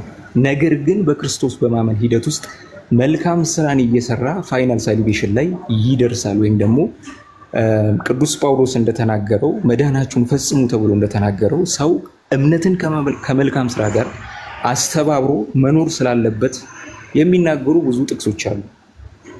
ምናልባት አሁን እንዴት የመረዳት ችግር ካለበት አሁን ድነታችሁን ፈጽሙ የሚለውን እሱ ማስረዳለሁ። ምን ማለት ነው? ሰው ለመዳን ስራ አንዴ እያዳመጥክኝ ሰው ለመዳን ስራ አያስፈልገውም የሚል ኤክስፕሊሲት ዴፊኒሽን ነው የምትከተለው። ያንን ከመጽሐፍ ቅዱስ ፕሮቫይድ የምታደርግ ነው የተጠየቀው ጥያቄ። ግን እምነት በልጁ ስለማመን የሚናገሩ ጥቅሶችን ብቻ ነው ፕሮቫይድ የምታደርገው። ሶ ሌት ሚ ሪማይንድ ዩ አጌን እምነት ብቻ ብለህ ስታመን ከየትኛው የመጽሐፍ ቅዱስ ጥቅስ ነው ድራይቭ ያደረግከው? እሺ ወዳጅ አንዴ አሁን ያነበብኩልህን እስቲ እንትን አድርግልኝ። አሁን ምን አንብቤልህ ነበር? ዮሐንስ ወንጌልን ምን አለው? አሁን ስለማትሰማኝ ታውቃለህ? እስቲ ንገረኝ። አሁን ያነበብኩልህ እምነት ብቻ የሚለውን አስተምሮህን እንዲደግፍልህ የምታመጣቸው ጥቅሶች በሙሉ ስለ እምነት አስፈላጊነት የሚናገሩ ናቸው። ከዚህ በላይ እንዴት ክሊር እንደማደርገው አላውቅም። እሺ እኮ ወይ አንድ ደቂቃ ስጠኝና ላውራሽ። ምናልባት አሁን ማውራት ስለቻልክ አንድ ደቂቃ ብቻ ስጠኝና ላውራው። አይ ጥቅስ ነው የምታመጣው እኮ ይኸው አሁን የሰጠው ጥቅስ ስላልሰማኝ ደግሜ ላንብ። አሁን ያመጣው ጥቅስ ስለ እምነት አስፈላጊነት በክርስቶስ ስለማመን ንገረኝ እስቲ። ይኸው ንገረኝ ስለ እምነት አስፈላጊነት እስቲ ቃል አንስታ ይደግፍልህ አይደለም። ይኸው የአሁኑ ጥቅስ አሁን ያነበብኩልህ ጥቅስ ተጠቅመህ ስለ እምነት አስፈላጊነት ብለህ ያስረዳኝ ማለት ሰው በስራ አይድንም ይላል። ሰው በስራ አይድንም ይላል። አዎ ክፍሉ ይላል። ይሰማል ድምጼ? ይቅርታ ይሰማል። ሰው ያመጣው የዮሐንስ ወንጌል ምዕራፍ 6 ኮንቴክስቱንም በደንብ የምታውቀው አይመስለኝም። ምክንያቱም ኮንቴክስቱ እዛ ጋር የሚያወራው አንተ ነው ቋሽ ወይ አንድ ደቂቃ ትሰኛለህ። አንተ ነው ያልገባህ። በልጁ ስለማመን አንዴ ወዳጄ በልጁ ስለማመን የሚናገር ነው። ይሄ ኢኒሻል ሳሊቬሽን ተብሎ በክርስትና አስተምህሮ የሚነገረው ነው። ሰው በክርስቶስ ሳያምን ሊድን አይችልም። እኔ የፈለኩት ፕሮቫይድ እንድታደርግልኝ የፈለኩት ጥቅስ ግን በስራ ሰው አይድንም፣ ለእምነት ለመዳን ስራ አያስፈልግም ብለህ ታምናለህና ጥቅሱን ፕሮቫይድ እንድታደርግ ነው ጥቅስ። እሺ ሰው በእምነት ይድናል? ሰው በእምነት ይድናል። በቃ እያወራ ያለሁት ሰው በእምነት ስለሚድነው ድነት አለቀ። እኔ ሌላ ድነት አለ ብዬ አላምንም። እኔ ሰው በእምነት ነው የሚድነው፣ በሌላ ነገር አይድንም። ኦኬ በጥምቀት አይድንም። በጥምቀት አይድንም። እስቲ መጽሐፍ ቅዱስ ጥቅስ ጥምቀት አይድንም የሚል ይኸው በክርስቶስ አንድ ድነት ነው። በቃ በክርስቶስ ኢየሱስ ከዳነን በቂ ነው። ሌላ ለምን ያስፈልጋል? ጥቅስ አያስፈልግም ወዳጄ፣ ጥቅስ አያስፈልግም። ሳዲያ እምነትህን ከምንድን ነው ድራይቭ የምታደርገው? ጥቅስ ካላስፈለገ ከኪስ እየጨመርክ የዳንኩበትማ እኮ አለ። ይኸው መጽሐፍ ቅዱስ ሳነብልም እንኳን አትሰማኝም። ጥቅስ እኔ በጥምቀት እንደሚዳን አሳያለሁ። እሱም ችግር የለውም። እሺ ሰው በጥምቀት አይደለም። ጥምቀት ታዲያ ምን ማለት ነው ብትለኝ ጥሩ ነበር። ምናልባት ለአንተ ምን ማለት ነው? አያድንም አልኩኝ እኮ ጥምቀት እኮ አሁን አንተ ጥምቀት ያድናል ብለህ ስለምታምን ለእኔ ምን ማለት እንደሆነ ልንገር። ምናልባት ጥቅስ መጽሐፍ ቅዱሳዊ ጥቅስ ነው። እግዚአብሔር በገለጠው እውነት ነው የምታምነው? ከኪስህና ከራስህ ትርጓሜ ነው የምታምነው? ወዳጄ አረ ወዳጄ አንዴ ስማኝ። ይኸው ጥቅስ ልስጥህ ምናልባት። እሺ ሮሜ ምዕራፍ 6 ተመልከቱ። እሺ ጥምቀት አያድንም የሚለውን ጥቅስ ሊሰጠህ ነው። እሺ ሮሜ ምዕራፍ 6 ከአንድ ጀምሬ ላንብብልህ በደንብ እንዲገባ። እንግዲህ ምን እንላለን? ጸጋ እንዲበዛ ኃጢአት እየሰራን እንኑር? ከቶ አይሆንም። ለኃጢአት ሞተናል። ታዲያ እንዴት አድርገን ከእንግዲህ በእርሱ እንኖራለን? በደንብ ምናልባት በደንብ እየገባ ወዳጅ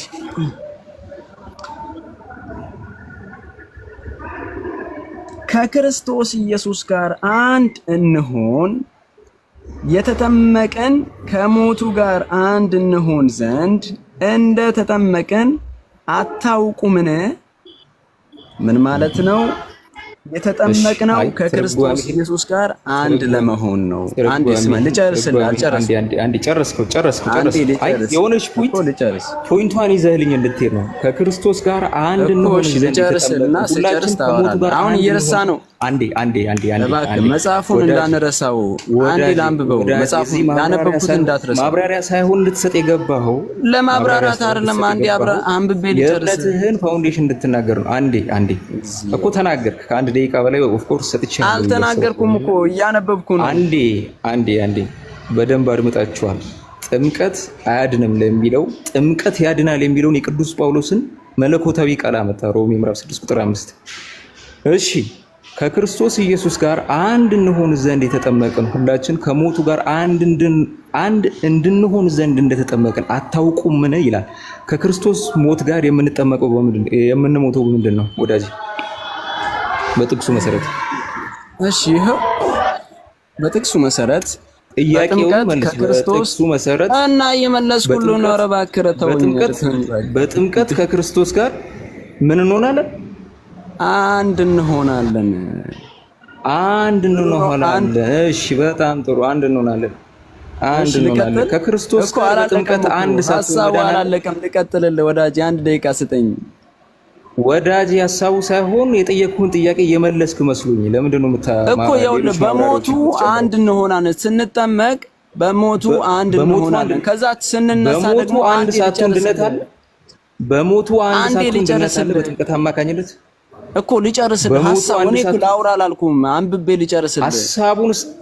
ይኸውልህ ይሄንን ሐሳቡን ትመልስና ከዛ በኋላ ትቀጥላለህ። መጽሐፉ እንዳይናገር በጥምቀት አማካኝነት ወዳጄ ከክርስቶስ ሞት ጋር አንድ የምትሆነው በምንድን ነው አለ ጥቅሱ? በጥምቀት። በጣም ጥሩ። እሺ ልቀጥላ። ከሞቱ ጋር አንድ ሳትሆን ሰው ከክርስቶስ ሞት ጋር አንድ ሳይሆን ድነት ያገኛል። እሺ ልጨርስ፣ ከዛ አንድ ላይ ልመልስልህ ጥያቄውን። አታውራ የምትለኝ ከሆነ ነው በቃ ችግር የለውም። ከክርስቶስ ሞት ጋር አንድ ሳትሆን መዳን አለ፣ ድነት ይገኛል። ይኸውልህ አንድ ነን የሚለው ይኸውልህ ስትሞት ነው። ይኸውልህ ምናልባት በምድር ሞት የሚል አንብብልህ። በምድር ሞት አየህ። አንድም መጽሐፍ ስትገባ ልንገርህ። አንዴ ስማኝ እባክህ፣ ኧረ እባክህ አንዴ ስማኝ።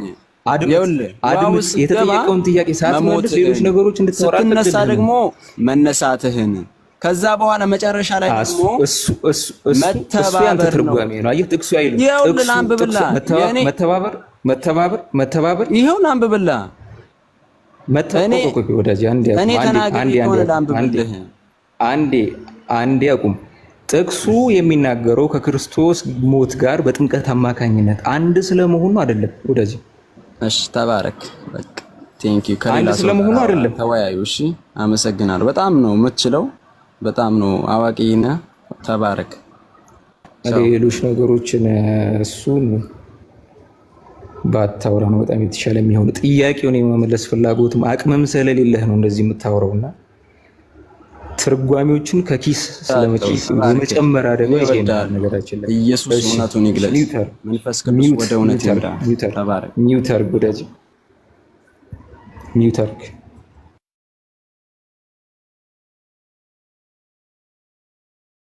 አለ። ይቅርታ ልወጣ አካባቢ ነው። አለው አሁን መጥቻለሁ። አለው ኦኬ፣ ማውራት ትችላለሽ። አንዴ ይቅርታ አልታ። እሺ ወጣ እንደ ልጁ። ኦኬ፣ ልጁ ወጥቷል ይመስለኛል። ኦኬ ኢትስ ኦኬ። አለው በቃ። አንዴ እንዴት ነሽ? ቴንክ ዩ አቡሻ አሉ ተሰማል። አሜን። ልደት ሰላም ልደት። እንደምን ነህ? ፕሮቴስታንት አልዳኑም የሚል ርዕስ አይቼ ነው የገባሁት። ርዕሱን ኦፌንድ ያደርጋል። ምን ማለት ነው አልዳኑም ማለት? ርዕሱ ኦፌንድ ያደርጋል። ስታስቢ ስተካከል እንዴ በጣም እንደ አጠቃላይ ፕሮቴስታንት ማለት ሁላችንን ነው። ስለዚህ ምክንያቱን ንገረኝ። እንዴት ነው ያልዳን ነው? ለምን ሀገር ነው ያልዳናችሁት? ለምን ትፈርዳለህ? ፍርዱ እንደ ለእግዚአብሔር። ሀገር ነው ያልዳናችሁት። እንደ ሀገር ነው ያልዳናችሁት። እንደ አጠቃላይ ማለት እንዴት ማለት ከቤተክርስቲያን ውጭ ስለሆናችሁ መዳንን አላገኛችሁም፣ አኳየር አላረጋችሁትም፣ የዘላለም ሕይወት የላችሁም። የትኛዋ ቤተክርስቲያን ማለት ነው? ከየትኛዋ ቤተክርስቲያን ውጭ? ከአንዲቷ ዓለም አቀፋዊቷ ማለት የቷ? ኦሪየንታል፣ ኢስተርን፣ ካቶሊክ የቷ? እኔ ማወራው ስለ ኢስተር ቤተክርስቲያን ሳይሆን ስለ ካቶሊክ ቤተክርስቲያንም ሳይሆን ስለ ጌታ ቤተክርስቲያን፣ እኔ አሁን ስላለሁባት ቤተክርስቲያን ወይንም ደሶኮልድ ኦሪየንታል የምንላት ማለት ነው። አንቺ ከየትኛው ቤተክርስቲያን ነሽ? እኔ ከወንጌል አማኝ ቤተክርስቲያን። ከዛ ወንጌል አማኝ እንዳለ የአጠቃላይ ስም ነው እና ከዛ ውስጥ የት ነው አሁን አንቺ ስፔሲፊካሊ? ሉትራን። ሉትራን በፊትም ሉትራን ነበር ሻኒ? አይ አልነበርኩም። ኦኬ ያኔ ምክንያቱም በጥምቀት ዙሪያ ላይ ምናምን ስትከራከሪን አስታውሳለሁ። እና ስለዚህ አሁን ሰው አምኖ ሲጠመቅ ይድናል ብለሽ ነው የምታምኚው ሀኒ? አዎ ይድናል። ያ ሰው አምኖ መጠመቅ አለበት። ችግሩም ይመስለኝ እናንተ በጥምቀት ብቻ የምትሉ ነው የሚመስለው ይመስለኛል። ግን የእናንተ ራሳችሁ ገለጹ። እኛ በጥምቀት ብቻ ይዳናል እያልን አይደለም። በነገራችን ላይ እንደዛ ካልን አስረዱ ራሳችሁ። ሶላ ባፕቲዝም እያልን እኮ ነው እኮ እንደዛ የምታምኑት ሶላ ባፕቲዝም። እኔ እኮ ብያለሁ ሲጨንቀኝ እኛ ጋር እምነት ብቻ ሲባል በቃ በእምነት ብቻ ብለው የሚፈቱ አሉ። እናንተ ጋር ደግሞ ጥምቀት ስለምታበዙ በቃ ሰው ሳይጠመቅ ያለ እምነት ከእምነት ውጭ የሆነ ይመስላልና ብታስረዱ ጥሩ ነው። እኛም እናስረዳለን። እምነት ብቻ ስንል እሺ፣ እኛ ላስረዳና ያንቺን ታስረጃለሽ አንቺ። እኛ በማርቆስ 16:16 መሰረት ያመነ የተጠመቀ ይድናል የሚለውን የመጽሐፍ ቅዱስ ትምህርት መሰረት እናደርጋለን። ለዚህም ደግሞ ሲብራራ ምን ማለት እንደሆነ መጽሐፍ ቅዱስ ሩቅ ሳንሄድ እዚሁ ሐዋርያት ሥራ 8:31 ላይ የጃንደረባውና የፊልጶስን ታሪክ እናገኛለን። ስለዚህ ያን መጽሐፍ ያነባል። የሚያስተምረው የሚያብራራለት አላገኘም። ከዛ በኋላ ከተማረ በኋላ በፊልጶስ እንዳልጠመቅ የሚከለክል ምን አለ ሲባል ብታምን ሲለው ክርስቶስ ኢየሱስ የእግዚአብሔር ልጅ እንደሆነ አምናለሁ አለ። ክርስቶስ ኢየሱስ የእግዚአብሔር ልጅ እንደሆነ አምናለሁ አለ። ስለዚህ ሁለቱም ወደ ወንዝ ወረዱ አይደል የሚለው ወደ ውሃ። ከዛ ጠመቀ። ሴም ቲንግ ሰው ሳያምን ቢጠመቅ አይደለም፣ ሳያምንም ብቻ ቢቀር አይደለም። ውሃ አገኙ ይላል። በቃ ልደት በመንገድም ሲሄዱ ወደ ውሃ ደረሱ። ከዛ ሁለቱም ወረዱ አጠመቁ አይደል የሚለው። ከዛ ፊልጶስም ከሱ ተሰወረ፣ መንፈስ ቅዱስ እንደወሰደው ይናገራል። ስለዚህ ይሄ ቃል በቃል እንዳነበልሽ ፈልገሽ ነው። ወንዝ ወረዱ ስትል ሆን ብለው ፊልጶስ እንትና የኢትዮጵያ ጃንደረባው ሲሄዱም ወደ ውሃ ደረሱ አስመሰልከው። ሀሳቡ ላይ ፎከስ ብታደርጊው ይሻላል። አይ ለእኔ ብቻ አይደለም ለሁሉም ግልጽ እንዲሆን ብዬ ነው። እና የሚታወቅ ግልጽ ነው እና የሚታወቅና ግልጽ የሆነ እንትን ነው። ከሰረገላ የሚቆም ዘንድ ፊልጶስ እና ጃንደረባው ሁለቱም ወደ ውሃ ወረዱ አጠመቀውም። ከውሃም ከወጡ በኋላ የጌታ መንፈስ ፊልጶስን ነጠቀው ይላል። ይህን እንደዚህ እናምናለን። እስኪ አንቺ ደግሞ አስረጅ። የኛም ከመጀመሪያው ጌታ ኢየሱስ ከማድረጉ በፊት ማቴዎስ 28 ላይ ለደቀ መዛሙርቱ ያዘዛቸው አሕዛብን በአብ በወልድ በመንፈስ ቅዱስ ስም እያጠመቁ ደቀ መዝሙር እንዲያደርጉ አዞ ሄደ። ከዛ ከ40 ቀን በኋላ ባለ 50 ቀን ማለት ነው ሶሪ ከ10 ቀን በኋላ ባለ 50 ያጋጥማለሻል ስትል ሶሪ ዳሃ ጸልሳን እና በባለ 50 ጊዜ ሐዋርያት ሥራ ምዕራፍ 2 ላይ ጴጥሮስ ሰበካቸው። ከዛ ከተለያዩ ሀገራት የመጡ የተለያዩ ቋንቋ የሚናገሩ ሰዎች ነበሩ እና ሐዋርያቶች በእነሱ ቋንቋ ተናገሩ፣ ተረዱ። ከዛ ወደ ታች ስንወርድ ከ37 ጀምሮ ማለት በስብከት በጴጥሮስ ስብከት እንደተነኩ ያው ግልጽ ነው ይናገራል። ከዛ ምን እናርግ ብለው ጠየቁ ማለት ነው። እና አይ ቲንክ ላምብ መሰለኝ እንዳልሳሳት ባነብ ይሻለኛል። አረዳዋለሁ ኮንሰፕቱን፣ ችግር የለውም ነገር እሺ። ከና ምናውቀው ጥቅስ ነው።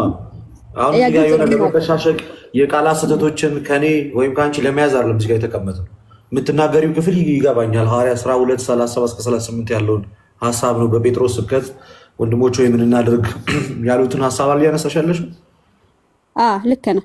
በቃ እኮ ይገባኛል። እኔ የቃላት ጨዋታ ላይ አይደለሁም። ቀጥ ይሃኒ ያ ከዛ ይህንን በሰሙ ጊዜ ልባቸው ተነካ። ጴጥሮስና ሌሎችም ሐዋርያት ወንድሞች ወይ ምን እናድርግ አሏቸው።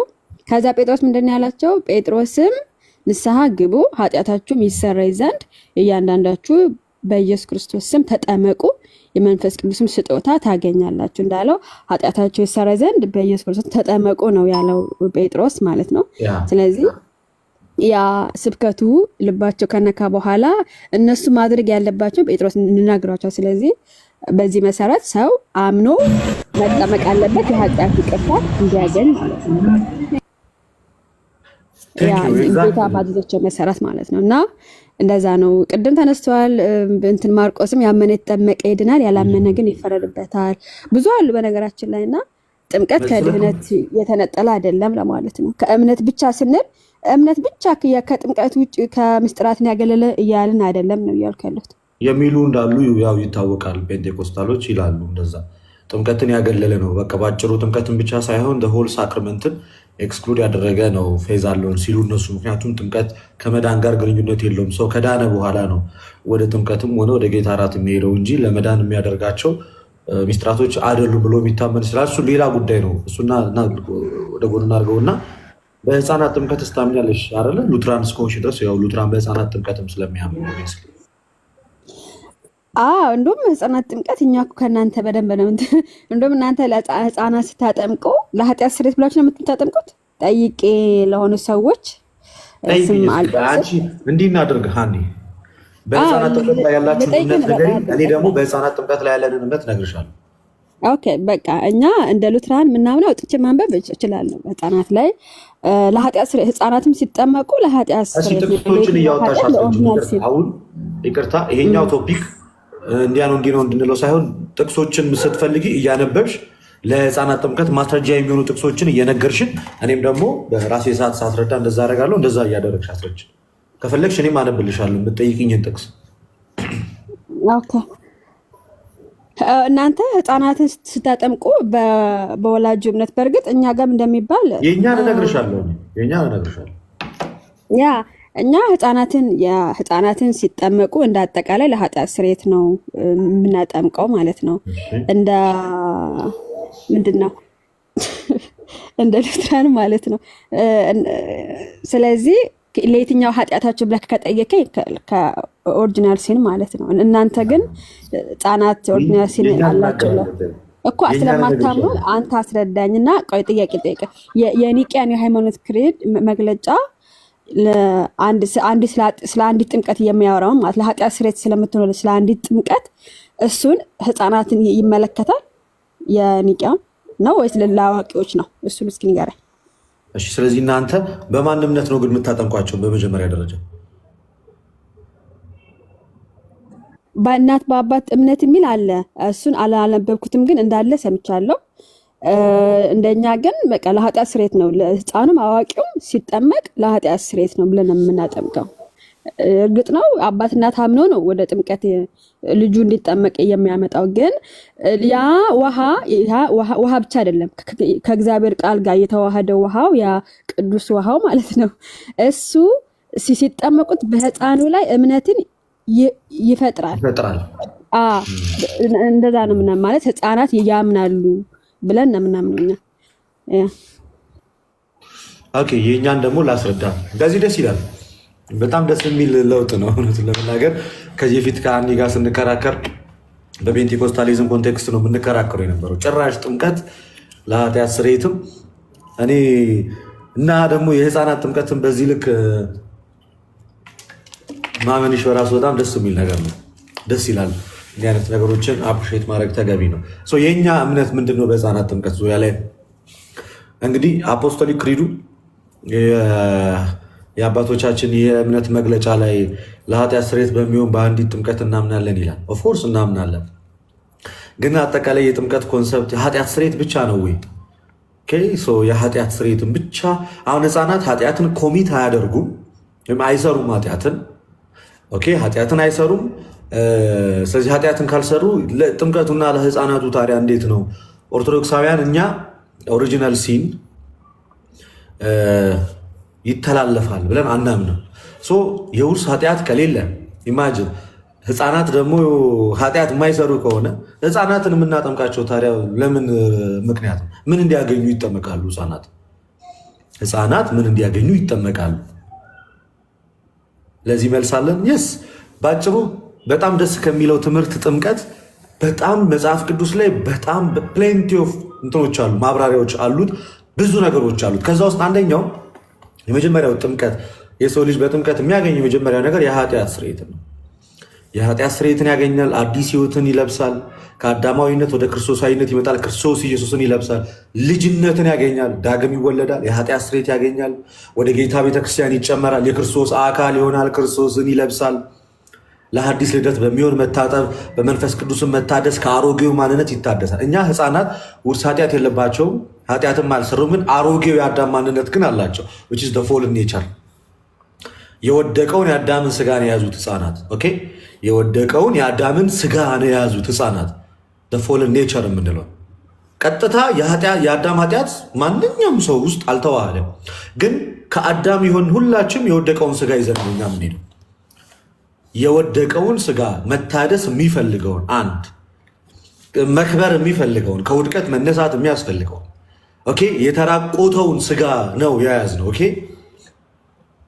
ስለዚህ ህፃናትን ስናጠምቃቸው ምን ያገኛሉ? ኃጢአትን ካልሰሩ ስንል ይታደሳሉ።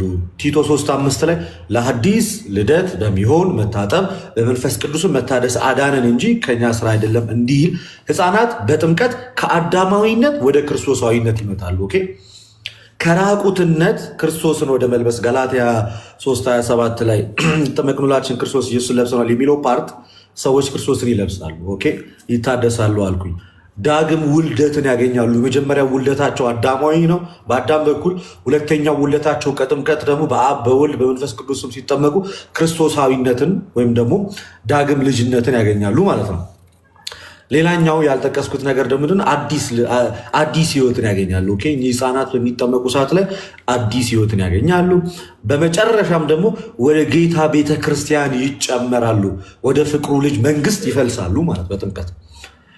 አዳም ያፈለሰን ወዴት ነበረ? ወደ ጨለማው ነበር። ጌታ ሲያፈለሰን ደግሞ ወደ ፍቅሩ ልጅ መንግስት።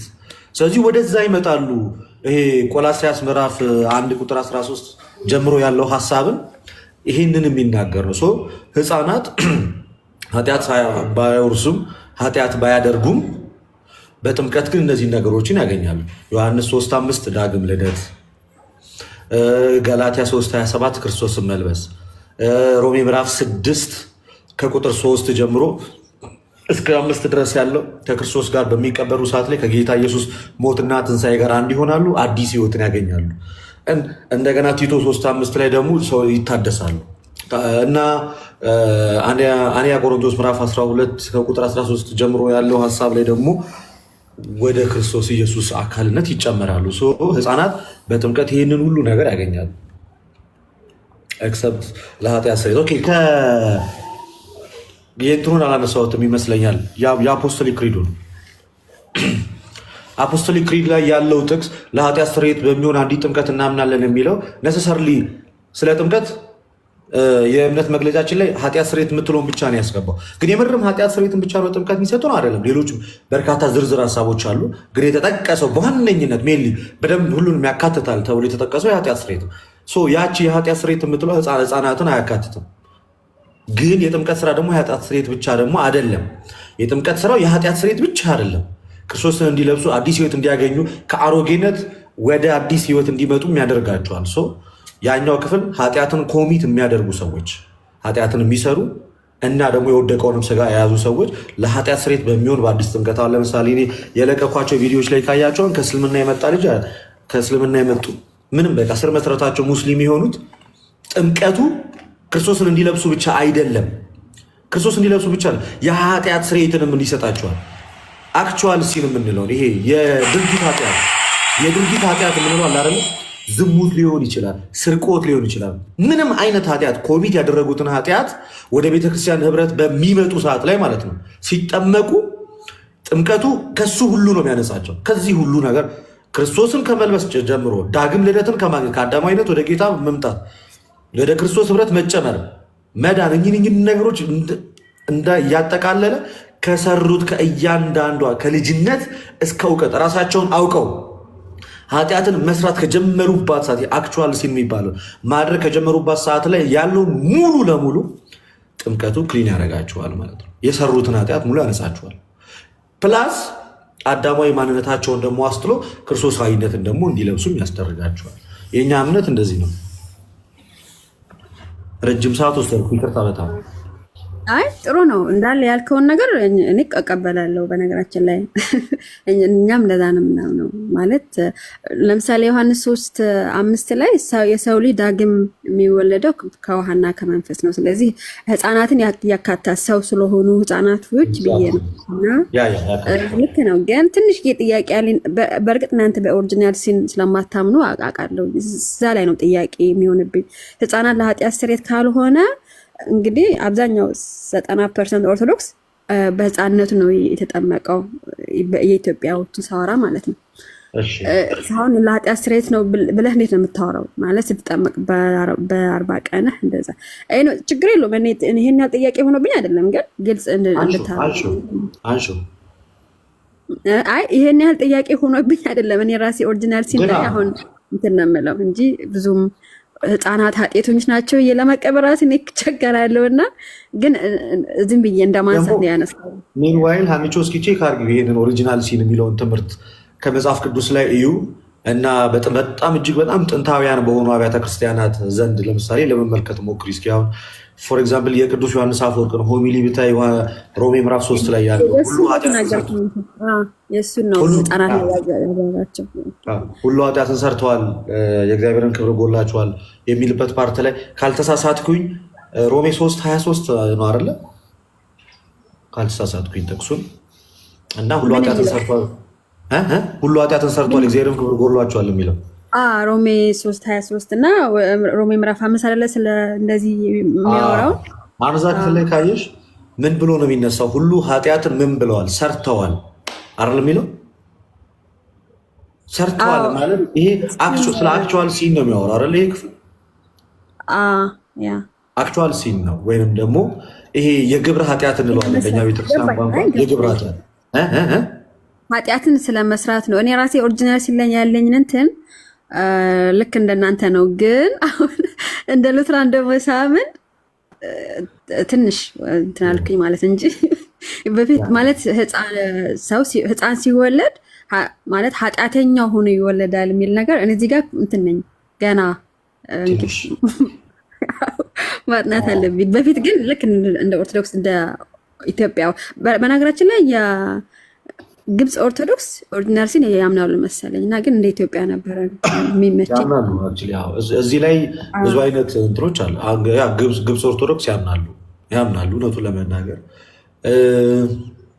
ግን ወደኋላ ሄደን ስንመለከተው የምር የዚህን ትምህርት ለውርስ ኃጢአት ወይም ደግሞ ለዚህ ኦሪጂናል ሲን ለሚሉት የሚጠቀሱት ጥቅሶች አብዛኞቹ ነገር ካያችኋቸው ስለምን የሚያወሩ ናቸው? ስለ አክቹዋል ሲን የሚያወሩ ናቸው። ባይዜ በወንድሞቻችን ዘንድ የሚጠቀሱት ጥቅሶች በጣም በአብዛኞቹ ካያችኋቸው ጳውሎስ እየተናገረ ያለው እያስረዳ ያለው እያስተማረ ያለው እየሰበከ ያለው ህፃናትን አይደለም። በሰዓት ላይ ጋይስ እየሰበከን ያለው ጳውሎስ የሚሰብካቸው ሰዎች ደግሞ ምን ማለት መስማት እና ሪአክት ማድረግ ለሚችሉ ሰዎች ነው እየሰበከ ያለ እና እነዛን የሚሰብካቸው ኃጢአተኞች ናችሁ እያላቸው ነው። እና ያ ኃጢአታቸው በእግዚአብሔር ባለማመናቸው በተለያየ አይነት ነገር ውስጥ በመግባታቸው ስለዚህ ሁሉን ኃጢአት ሰርተዋል እያለን የሚናገረው ኃጢአትን ሰርተዋል እያለ ይናገራል። እና አብዛኛው ስብከቱ ኃጢአትን ከማድረግ ከመስራት ጋር ምን ያደርጋል የጳውሎስ ይሄ ትምህርት ሲጀመር ያለው ውርስ ኃጢአት የሚል ጥቅስ እንኳን ብዙ ጊዜ የምናመጣው ከሐዋርያትም ኢቨን ከጳውሎስ ላይ ነው። የተወሰኑ ጥቅሶች ልንጠቅስ የምንችለው ዮሐንስ ወንጌል ላይ አናገኘው፣ ማቴዎስ ወንጌል ላይ የለም፣ የጴጥሮስ መልእክት የለም፣ ዮሐንስ ሌሎቹ አናገኘው፣ ሐዋርያት ስራ ላይ አናገኘም። የምናገኘው ጳውሎስ ከጻፋቸው መልእክቶች ላይ የተወሰኑ የሚመስሉ ጥቅሶችን ነው። ሜይ ቢ ገላትያ ላይ የሚመስል ነገር ልናገኝ እንችላለን። በተለይ ሮሜ ምዕራፍ 3 እና 5 ላይ በተለይ 3 እንኳን ይታወቃል። በቃ ሁሉ ኃጢአትን ሰርተዋል ያለው ዮሐንስ አፈወርቅ እዛ ጋር ሲያስረዳም ብሎ ነው የሚናገረው። ለምሳሌ በዛን ሰዓት ዓለም ሁሉ ይቆጠር ዘንድ ከሄሮድስ ነው ከማን ነው ከቄሳር ትእዛዝ ወጣ አለ። ዓለም ሁሉ ይቆጠር ዘንድ ብሎ የተቆጠሩት እዛው ጋር እስራኤላውያን ናቸው እንጂ ሙሉ ዓለም ሬጅስተር አልተደረገም በዛን ሰዓት ላይ። ይሄ ግነታዊ ንግግር ነው። ለምሳሌ አንድ ክፍል ውስጥ 80 ተማሪ ቢሆን ሬጅስተር ያደረገውና አስተማሪ ሲመጣ 5 ተማሪ ክፍሉ ምን ሆኖ ነው ባዶ የሆነው ነው የሚለው። ግን የምርም ባዶ ሆኖ እኮ አይደለም። የተወሰኑ ተማሪዎች ግን አሉ ክላስ ውስጥ። ልክ እንደዛ ሁሉ ኃጢአትን ሰርተዋል በሚለው ሰዓት ላይ ሁሉንም እንዳለ ጨፍልቆ እያወራ አይደለም ጳውሎስ። በጣም በአብዛኛው ግን በኃጢአት የወደቀ ነው እና ደግሞ ህፃናትን ደግሞ አያካትትም። ፕላስ እዚህ ይሄ ጥቅስ ጭራሽ ከማያካትታቸው ውስጥ አንደኛው ህፃናት ነው። ሌላኛው ይህንን ትምህርት ሞር በጣም ሲያነሳሱት የነበሩት እነማን ናቸው? ሞር ሲናገሩለት፣ ሞር ሲጽፉበት፣ ሞር ሲያወሩት የነበሩት ይሄ ኦሪጂናል ሲን የሚለው በጣም የተስፋፋው በዋነኝነት በኦግስቲን ነው።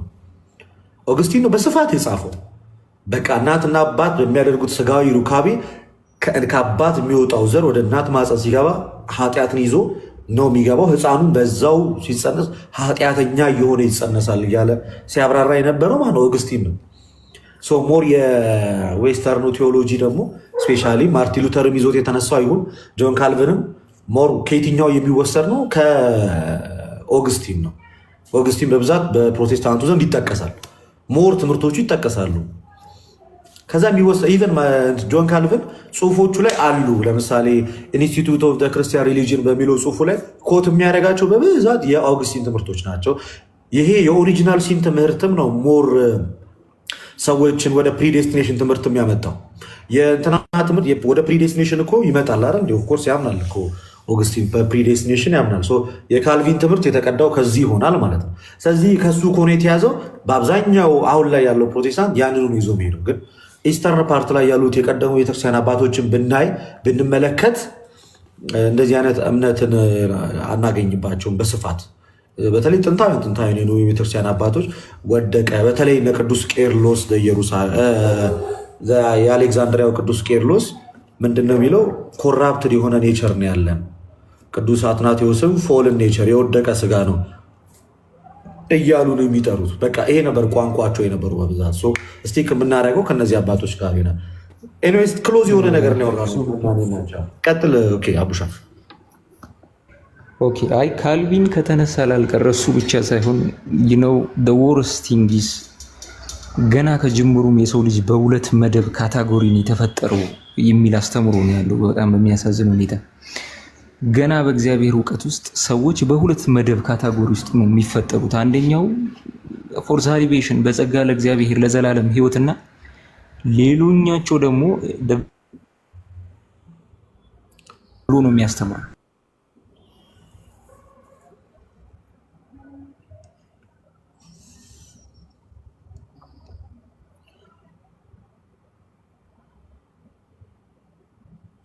ተቋርጧል። እኔ ጋር ብቻ ነው። እኔ ጋር የኔ መስሎኝ ነበረ።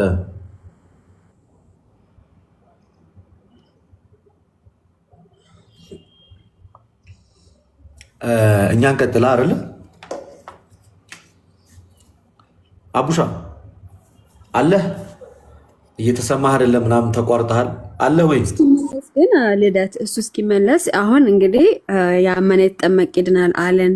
የጌታ እራት ወይም ቅዱስ ቁርባን የኃጢአትን ይቅርታ ያሰጣል ብለን አመንን። አሁን ኦኬ ድኛለሁ። ልደት ሌላ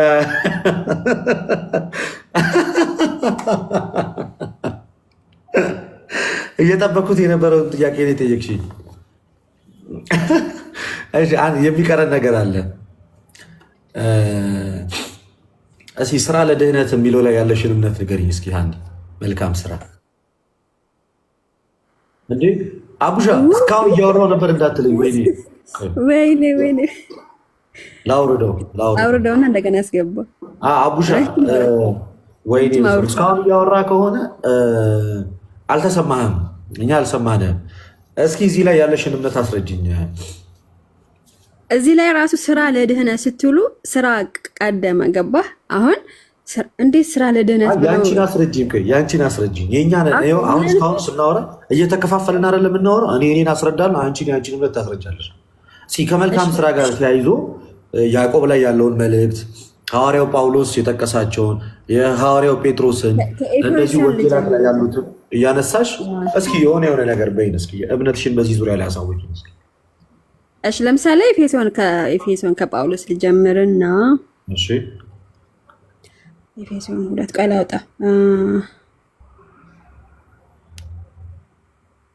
ደግሞ ለቀልድ ኤፌሶን የት ነበር ልል ነበረ ሪካርድ አድርገው ኤፌሶንም አታውቅም እንትን ያደርገኝ።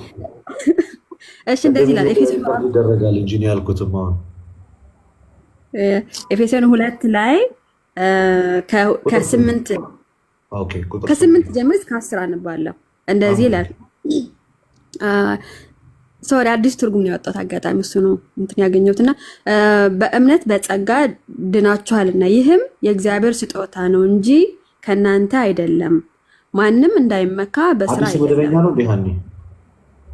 ቆይ የድሮ ላንብብልሽ። ቃላቶች 1954 ካለሽ ቃላቶቹ ላይ ትንሽ እንትን ይላል። ያስቀድመዋል እንትኑ በእምነት በጸጋ አይደለም የሚለው ጸጋው በእምነት አድኗቸዋል። ጸጋው በእምነት 2:8 እሺ ጸጋው በእምነት አድኗቸዋልና ይህም የእግዚአብሔር ስጦታ ነው እንጂ ከእናንተ አይደለም፣ ማንም እንዳይመካ። መጀመሪያ ጸጋውን በእምነት ያዳነን መጀመሪያ ማለት ነው።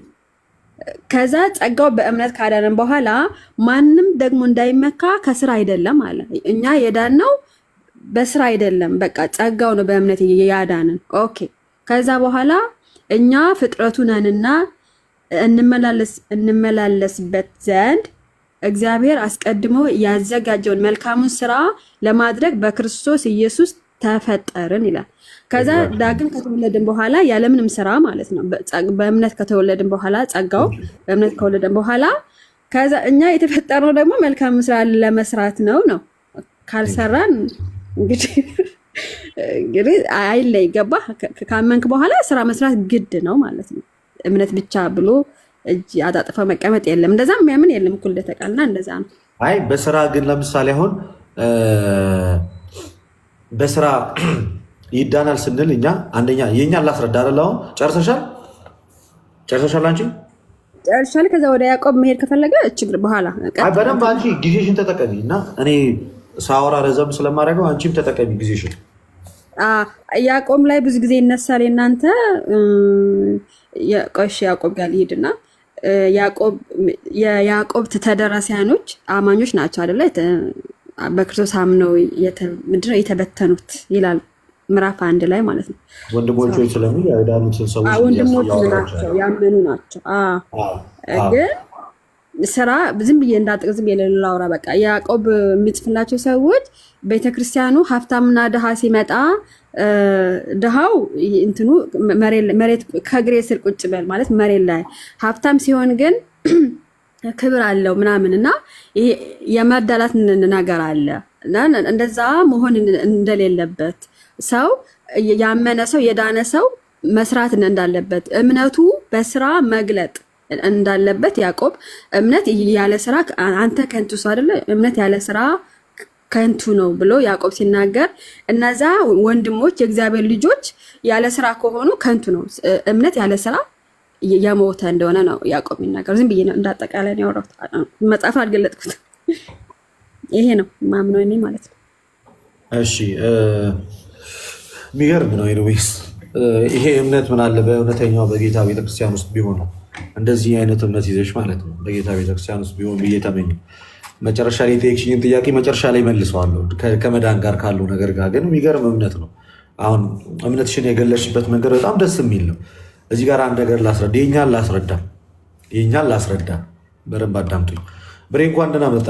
መጀመሪያ አከም ጅርቱ ነጋዳ በርሲሳ እንዴት ነው? አማን ነው? እግዚአብሔር ተመስገን። እንዴት አላችሁ? ሁላችሁም ሰላም ብያለሁ። አለን መጎናጸፊያችሁ ይድረሰን ብለናል።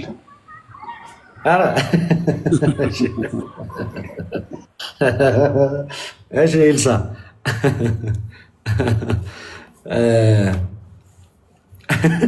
መጎናጸፊያችሁ ደስ ይላል።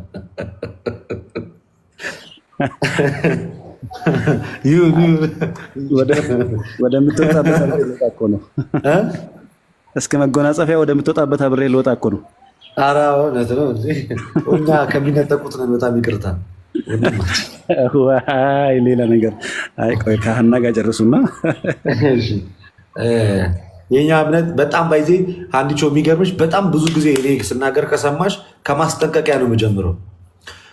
ስራ ይዳናል ተብሎ እንዲኩፍስ ተብሎ የሚወራ ወሬ አይደለም እና ማብራሪያ ይፈልጋል። ዝም ብለን ከመሬት ተነስተ ስራ ይዳናል መፈክር አይደለም። ስራ ይዳናል በስራ ይዳናል በሚባለው ንግግር ውስጥ ብዙ ጊዜ ከሰማችሁኝ ጸጋ እግዚአብሔር ከሌለው የምሬ ነው። እኔ አሁን ደፍሬ በስራ ይድናሉ ብዬ መናገር አፍራለሁ። እኔ ተነስቼ በጣም ይከብዳል። በጣም ጥንቃቄ ይጠይቃል ይህ ትምህርት። በስራ ይዳናል ስንል የሆነ የእግዚአብሔርን ጸጋ ወደ ጎን እያደረግን ከሆነ ከጸጋው ተለይተን ብለን እግዚአብሔር ባያግዘን ባይረዳን በእኛ በጣም በኃጢአት በቆሸሸ በደከመ ማንነታችን የበዛው የእግዚአብሔር ጸጋ ተትረፍርፎልን እየሰራን ጥቂቷን ነገር እያበዛት እሱ ፎር ኤግዛምፕል ጥቂቷን የልደትን ስራ እግዚአብሔር በጣም በጸጋው ባለጸጋ ስለሆነ እያበዛት እኔ እንደውም እዚህ ላይ ሞር ክሬዲቱን መስጠት ያለብኝ ለእግዚአብሔር ነው። ቱቢሆንስት ቤተክርስቲያንም በዚህ እንደዛ ነው የምታደርገው። ሞር ክሬዲቱን የምትሰጠው ለእግዚአብሔር ነው። እንደ ዲያቆን ያደርጋል አበጋዝ የዛሬ 2 ዓመት ያስተማረውን ትምህርት ብትሰሙ በጣም ነበር የምትደሰቱት። ትገረማላችሁ። እንዴ የምርም እንፈታተሽ ብንባል እውነት ስራችን እግዚአብሔር ፊት የምርም ጽድቅ ሆኖ ይቆጠራል። የምር እውነቱን እናውራና ኢቨን አሁን ባለንበት ሰዓት በጸጋ ኦፍኮርስ ያለ ስራ ድነናል። ያለ ስራ ድነን ልጅነትን አግኝተን እኛ አሁን በምንኖረው ህይወትና ኑሮ ጌታ ፊት ቆመን የምር መወራረድ እንችላለን። ሂሳብ ይህን ሰርቻለሁ ይህን አስቆጥሬያለሁ ብለን እንዲህ ብለን የምናወራው ነገር ነው አይደለም። በእውነት አይደለም። እንደዛ ማለት ደግሞ ስራው አይደለም ማለት አይደለም። ዘልዛላ ክርስቲያኖች እንዳንሆን አስረግጠን እንድናውቅ ጳውሎስ ነግሮናል። በቃ ቲቶ ምዕራፍ 2 ላይ መሰለኝ ምዕራፍ 2 የ3 አዶን ነው ብቻ ይህንን ነገር አስረግጠ ነገራቸው ብሎ ነው የተናገረው ጳውሎስ። አውጥቻ አነበዋለሁ እና መስራት ግዴታ ነው። ክርስቲያናዊ ህይወት ነው። መልካም ስራ ማለት በአጭሩ ክርስቲያናዊ ህይወት ነው። ያ ክርስቲያናዊ ህይወት ግን ከጸጋ እግዚአብሔር ግን የተለየ አይደለም። ባይዘ ከጸጋ እግዚአብሔር የተለየ አይደለም። በጸጋው አጋዥነት ብንጾም፣ በጸጋው አጋዥነት ብንጸልይ፣ ተጠንቅቀን ብርቱ ክርስቲያኖች ሆነን እንድንኖር የሚያደርግ ነው። ይሄ በቃ ህይወት ነው ባጭሩ። እና በዛ ህይወት ውስጥ መንፈስ ቅዱስ እገዛው ከሌለ፣ የእግዚአብሔር ጸጋ ከሌለ የኛ ጾም፣ የኛ ጸሎት፣ የኛ ወድቆ መነሳት፣ ተራራም ውጣ ዳገትም ውረድ እያንዳንዱን ነገር በለው የእግዚአብሔር ጸጋ ካልተጨመረበት የምሬድ ነው ብለህ በዜሮ ነው የሚባዘው። እናም እንዲህም አድርገናል ብለን ተኮፍሰን ግን የምናወራበት ነገር አይደለም። በቃ መጠራታችን ቅድም ሀኒ አንብበዋለች አይታችሁታል አይደለ? ኤፌሶን ምዕራፍ 2 ቁጥር 10 ላይ ምንድን ነው የሚለው? እኛ ፍጥረቱ ነንና ማለት እንደ አዲስ በጌታ ኢየሱስ በጸጋ ተፈጥረናል ነው። እኛ ፍጥረቱ ነንና እግዚአብሔር አስቀድሞ ያዘጋጀውን መልካሙን ስራ ለማድረግ በክርስቶስ ኢየሱስ ተፈጠረን።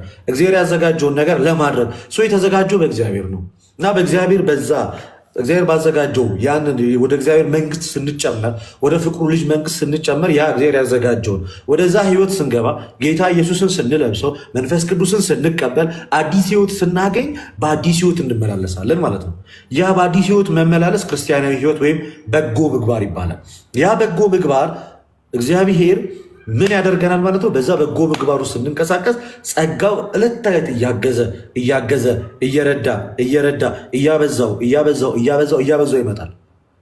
ሞር ክሬዲቱን የምንሰጠው ጸጋውን አትረፍርፎ ለሰጠ አምላክ ነው እንጂ ዲፔንድ ሆነን የኛ ስራ ላይ ምርኩዝ ብለን የእግዚአብሔር መንግስት ዘለን እንገባለን በሚል አይነት እምነት አይደለም የምናወራው። በቃ እንደ እግዚአብሔር ቸርነት እኔ አሁን የእግዚአብሔር መንግስት እወርሳለሁ ብዬ ስናገር እንደ እግዚአብሔር ቸርነት በቃ ዲዘርቭ አናደርገውም ነው ብለን ያንን ቦታ ማንም ሰው ዲዘርቭ አያደርገውም። እግዚአብሔር ያዘጋጀውን ቤት በቃ እንደ ቸርነቱ በጣም ባለጸጋ ስለሆነ በጣም ፍጥረቱን የሚወድ አባት ስለሆነ ነው። ባይዚ በጣም የሚወድ ስለሆነ ይሰጥሃል፣ ትገባለህ። እና እንደ ቸርነቱ ኦርቶዶክሳውያን ካያችሁ ትድናለህ ወይ ወደ እግዚአብሔር መንግስት? ኦፍኮርስ አገባለሁ እንደ እግዚአብሔር ቸርነት፣ እንደሱ ባለጸጋ። ክርስትና የመዳን የዘላለም ህይወት እምነት ስለሆነ ኦፍኮርስ። ግን ማንን አስቀድማለሁ? መጀመሪያ እግዚአብሔርን አስቀድማለሁ። ከፊቴ እሱን አደርጋለሁ። በቃ እሱ የሚያስገባኝ ያን ቦታ የሚሰጠኝ እሱ ነው። የምገባውን በሱ ኃይልና ስልጣን ነው። ስለዚህ ሞር ክሬዲቱን የምሰጠው ለእሱ ይሆናል ማለት ነው። እንደዚህ ያደረግን ነው የምናምነው። ግን ጥቅሶችን ካያችሁ ጳውሎስ የሰው ልጆች ክርስቲያናዊ ህይወት ሊኖራቸው ግድ ነው። ገላትያ 6:7 ላይ አትዘብቱ፣ እግዚአብሔር አይዘበትበትም። ማንም በስጋ ቢዘራ ከስጋ መበስበስን ያጭዳል፣ በመንፈስ ቢዘራ ግን ከመንፈስ የዘላለም ህይወትን ያጭዳል። ባንታክት ይላል፣ በጊዜው እናጭዳለን። መልካም ስራ ለማድረግ ባንዝል በጊዜው እናጭዳለን። መልካም ስራ ለማድረግ አንታክት ብሎ ይናገራል ጳውሎስ።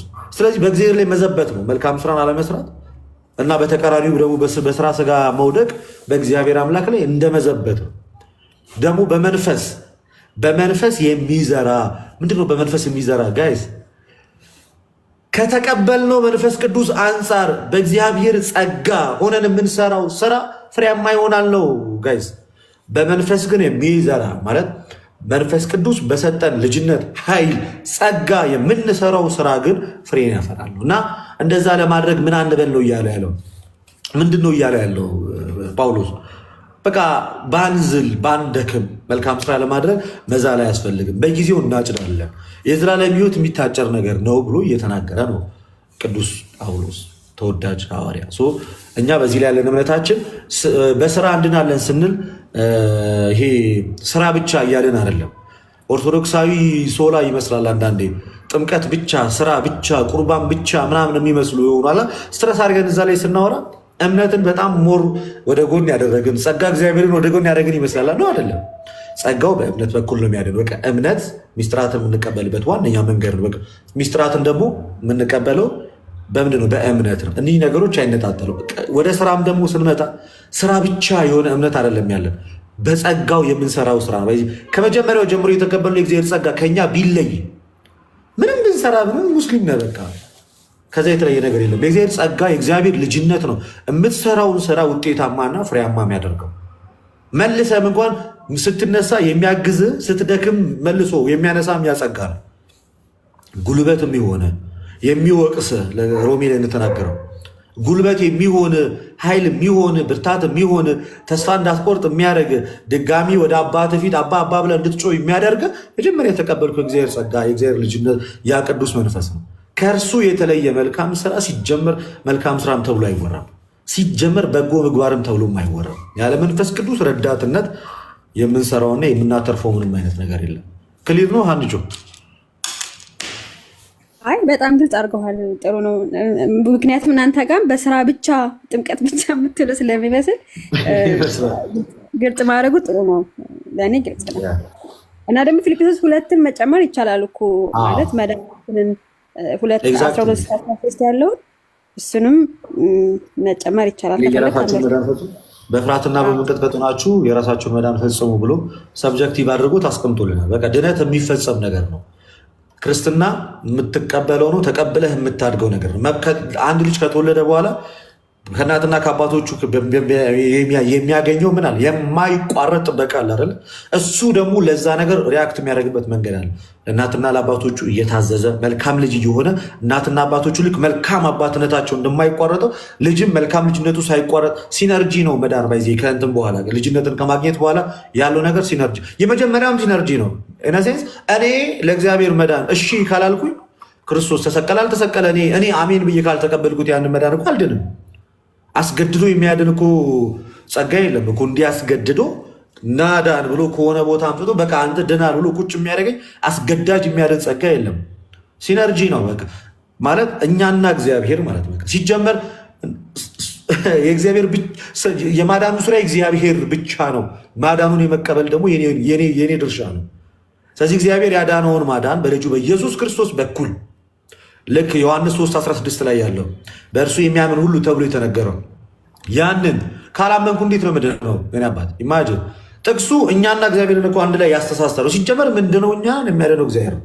ስለዚህ እሱ ያዳነውን ስራ በእምነት በኩል መቀበል ነው። እንደገና ደግሞ ከተቀበልክ በኋላ ደግሞ እግዚአብሔርን በመምሰል ህይወት ማደግ ነው ቴዎሲስ የምንለው ማለት ነው። ኦርቶዶክሳዊ የመዳን ትምህርት ቴዎሲስ ነው። እግዚአብሔርን በመምሰል ህይወት ማደግ ይጠይቃል። ይህ ግዴታ ነው። እግዚአብሔርን በመምሰል ህይወት ማደግ። ምክንያቱም ክርስትና እንደዚህ ወደ ላይ የምትሄደው ህይወት ነው። ያው ቤታችን ምዛር እንዲህ ወደ ጎንም አይደለም ክርስትና፣ እንደዚህም አይደለም ወደ ታችም አይደለም ወደ ላይ ነው። እግዚአብሔርን በመምሰል ህይወት ነው የምታደርገው። ሁል ጊዜ የማይቋረጥ ህይወት ነው የክርስትና ህይወት። እስከ ነፍስ ከስጋ ተለይታ እስክትወጣ ድረስ የማይቋረጥ ህይወት ነው። በቃ እማትፎርሸው ህይወት ነው። ልክ ጳውሎስ ሩጫዬን ጨርሻለሁ እስከሚልባት ሰዓት ድረስ የማይቋረጥ ክርስቲያናዊ ህይወት ነበረው ጳውሎስ። ተወዳጅ ሐዋርያ ነበረው። እንደዛ ነው የኛም ህይወት ነው። ኦኬ እንደዛ ነው። አሁን ሀኒ ፕሮቴስታንት አልዳኑ የምንልበት የመጀመሪያው ቅድም መነሻ ሉትራን ሞር ካያችሁት ከኛ ኮንሰፕት ጋር ይሄዳል። በጥምቀት በቁርባን ግን እሱ ጋር ራሱ የሚያለያየን ነገር እናንሳ። አይ ዶንት ኖ እዚህ ላይ እንደ አሳይመንት አንቺም ማጥኞ እኔም አጠናዋለሁ። ምን ልሽ መሰለሽ ከፕሪስትሁድ ጋር ተያይዞ ያለውን ነገር ቼክ አድርጊ እስኪ ሀኒ። ከክህነት ጋር ተያይዞ ስላለ ነገር ማን ያጥምቅ፣ የት ልጠመቅ፣ ማን ያጥምቀኝ የሚሉትን ነገሮች እስኪ ያያቸው መጽሐፍ ቅዱስ ላይ። ለምሳሌ የማጥመቅ ስራ የተሰጣቸው እነማን ናቸው? መንፈስ ቅዱስን የመሙላት ስልጣን የተሰጣቸው እነማን ናቸው? የትስት ነበር ሲጠመቅ የነበሩት? ይህንን ነገር እስኪ ቼክ አድርጊ። ዝም ብሎ የትኛውም ሰው ያጠምቃል ወይ? ስልጣን አያስፈልግም ወይ? ሐዋርያዊ ቅብብሎሽስ የሚለውን ነገር እስኪ ቼክ አድርጊ። ፕሪስትሁድ የሚለውንና አፖስቶሊክ ሰክሴሽን የሚለውን እስኪ ምናልባት እሱን ተመልከችው እስኪ። እውነቱን ለመናገር ሜይ ቢ ዛን ሰዓት ላይ ፋይንድ አውት ታደርጊዋለሽ የቱ ጋር ተለያየን የሚለው ማለት ነው። በቅዱስ ቁርባን ብናምን፣ በጥምቀት ብናምን፣ በህፃናት ጥምቀት ብናምን፣ እንደው መልካም ስራ የሚለው ላይ ያለሽም ነገር በጣም ጤናማ ነው። እኚህን ሁሉ ነገሮች ይዘን ፋይናሊ ማን ያጥምቀኝ፣ የትስ ልጠመቅ፣ ማን ያጥምቀኝ፣ መንፈስ ቅዱስን ስንሞላ በማን ልጅ? ለምሳሌ ሐዋርያ 18 ላይ ካየሽ ከኢየሩሳሌም ማንና ማን መጥተው ነው በሰማሪያ የነበሩትን ፊልጶስ ያጠመቃቸውን በሰማሪያ የነበሩትን ክርስቲያኖች ጴጥሮስና ዮሐንስ ማመናቸውን ሰምተው ላኩላቸው ሄዱ። ከዛሳ ልክ ጴጥሮስ እና ዮሐንስ እጃቸውን በሚጭኑባቸው ሰዓት ላይ ነበረ በመንፈስ ቅዱስ የተሞሉት። ነሰሰርሊ ጴጥሮስና ዮሐንስ መምጣት ነበረባቸው። ለምን የሆነ ሰሟን ብድግ ብሎ ያን አያደርገውም? እና እችን ነገር ላይ ቼክ ብታረጊ በጣም ደስ ይላል። በዛ ከተግባባን እኔ ያው ከቤተክርስቲያን ውጭ ያለ ማንም ሰው ድኗል እያላለሁ እና ደግሞ በጣም ዊዝ ኦል ዲው ሪስፔክት መካነ ኢየሱስ ከዩኒቨርሳል ቸርች ውስጥ እንደ አንዷ ናት ብዬ ማለት ነው። ከዛ አንጻር ነውና በትትና እንዳወራ ያደረግሽኝ አቀራረብሽ ሁሉ አንተን ከዛ ኤክስ አረከኝ ማለት ነው። በጣም ውስጤን እየከነከነኝ የተናገርኩት አልቀለለኝም። እንደዚህ ሰውና ልደት ላውራበት ልናገርበት እኔ ጌታ እጅግ ማመሰግነው። ድህነት እንኳንም ለሰው አልሰጠ እንኳንም በሱ እጅ አረገን እንዴ! ይህ ሁሉ ታምኑ የጌታ ትእዛዝን አምነን ተቀብለን ከድነት ውጭ ናችሁ። በጣም ሳይ ችግር እኔ ከጠየከኝ ግን ልደት ቆይልንገር እኔ ከጠየከኝ ኦሪየንታልም ኢስተርንም ካቶሊክም የጌታ ቤተክርስቲያን ናቸው ብዬ ነው የማምነው። እኔ ማለት ፕሮቴስታንት ነኝ እኔ ግን ኦርቶዶክስ እንዲህ ናት ምናምን አድኖ የጌታ ቤተክርስቲያን እንደሆነ አምናለሁ። ግን ደግሞ ጥያቄ የማነሳበት ደግሞ አለ ብዬ ነው የማምነው እንጂ አልዳኑ ምናምን ብዬ ፍርዱስ አልገባም። ለምሳሌ አንተ ግን ፈረድክ እና ግን ጌታ አለ ችግር የለም። እስኪ ለማንኛውም ሀኒ እንደ ሀሳብ ነገረ ቤተክርስቲያንን አንቺም አጥኚው እኔም ባለኝ ነገር ላይ ጨምሬ ልምጣበት። ሌላ ቀን ሪስኬጅል እናድርግ ይህንን ቆንጆ ውይይት። ከአፖስቶሊክ ሰክሴሽን ጋር ስታነሺ ክህነትን ማንሳተሽ አይቀርም። አፖስቶሊክ ሰክሴሽን ሲወራ ዞሮ ዞሮ ስለ ክህነት ይወራል እና ከእሱ አንጻር እና ከነገረ ቤተክርስቲያን እኚህ ሁለቱም ብቻ ነገረ ቤተክርስቲያንንና ሐዋርያዊ ቅብብሎሽን እኚህ ሁለቱም ብቻ እስኪ የተወሰነ ቼክ አድርጊና በሌላ ጊዜ እስኬጅል አድርገን እናወራ። እስኪ ምን ይመስልሻል? እኔ ግን በዚህ ላይ ወንድሞች ድቤት እንዲገቡ ፈልጌ ነበረ። አንዳችን አናግራለሁ በክህነት ላይ እንዴት ነው ክህነት ላይ ያለን እኛ ጋር በተለይ በሉትራን እና ያው በቀደምት ፕሮቴስታንት ማለት ነው በታሪካዊ እንዴት ይታያል በሚል እስኪ ቆይ ድቤት ብትገቡ ደስ ይለኛል በክህነት ላይ እና እላለሁ እንደዛ እያልኩ ነበር። ቆንጆ ሀሳብ ቆንጆ። እንደውም ያልተወራ ሀሳብ ይመስለኛል አይደል? እዚህ ፕላትፎርም ላይ በብዛት ክህነት ላይ አልተወራም። ክህነትና ነገረ ቤተክርስቲያን ቤተክርስቲያን የጌታ ክህነት ምናምን ቤት ብትገቡ ደስ ይለኛል። ለእኛም እውቀት ይሆነናል። በጣም አሪፍ፣ በጣም ናይስ ሀሳብ ተመችቶኛል በእውነት።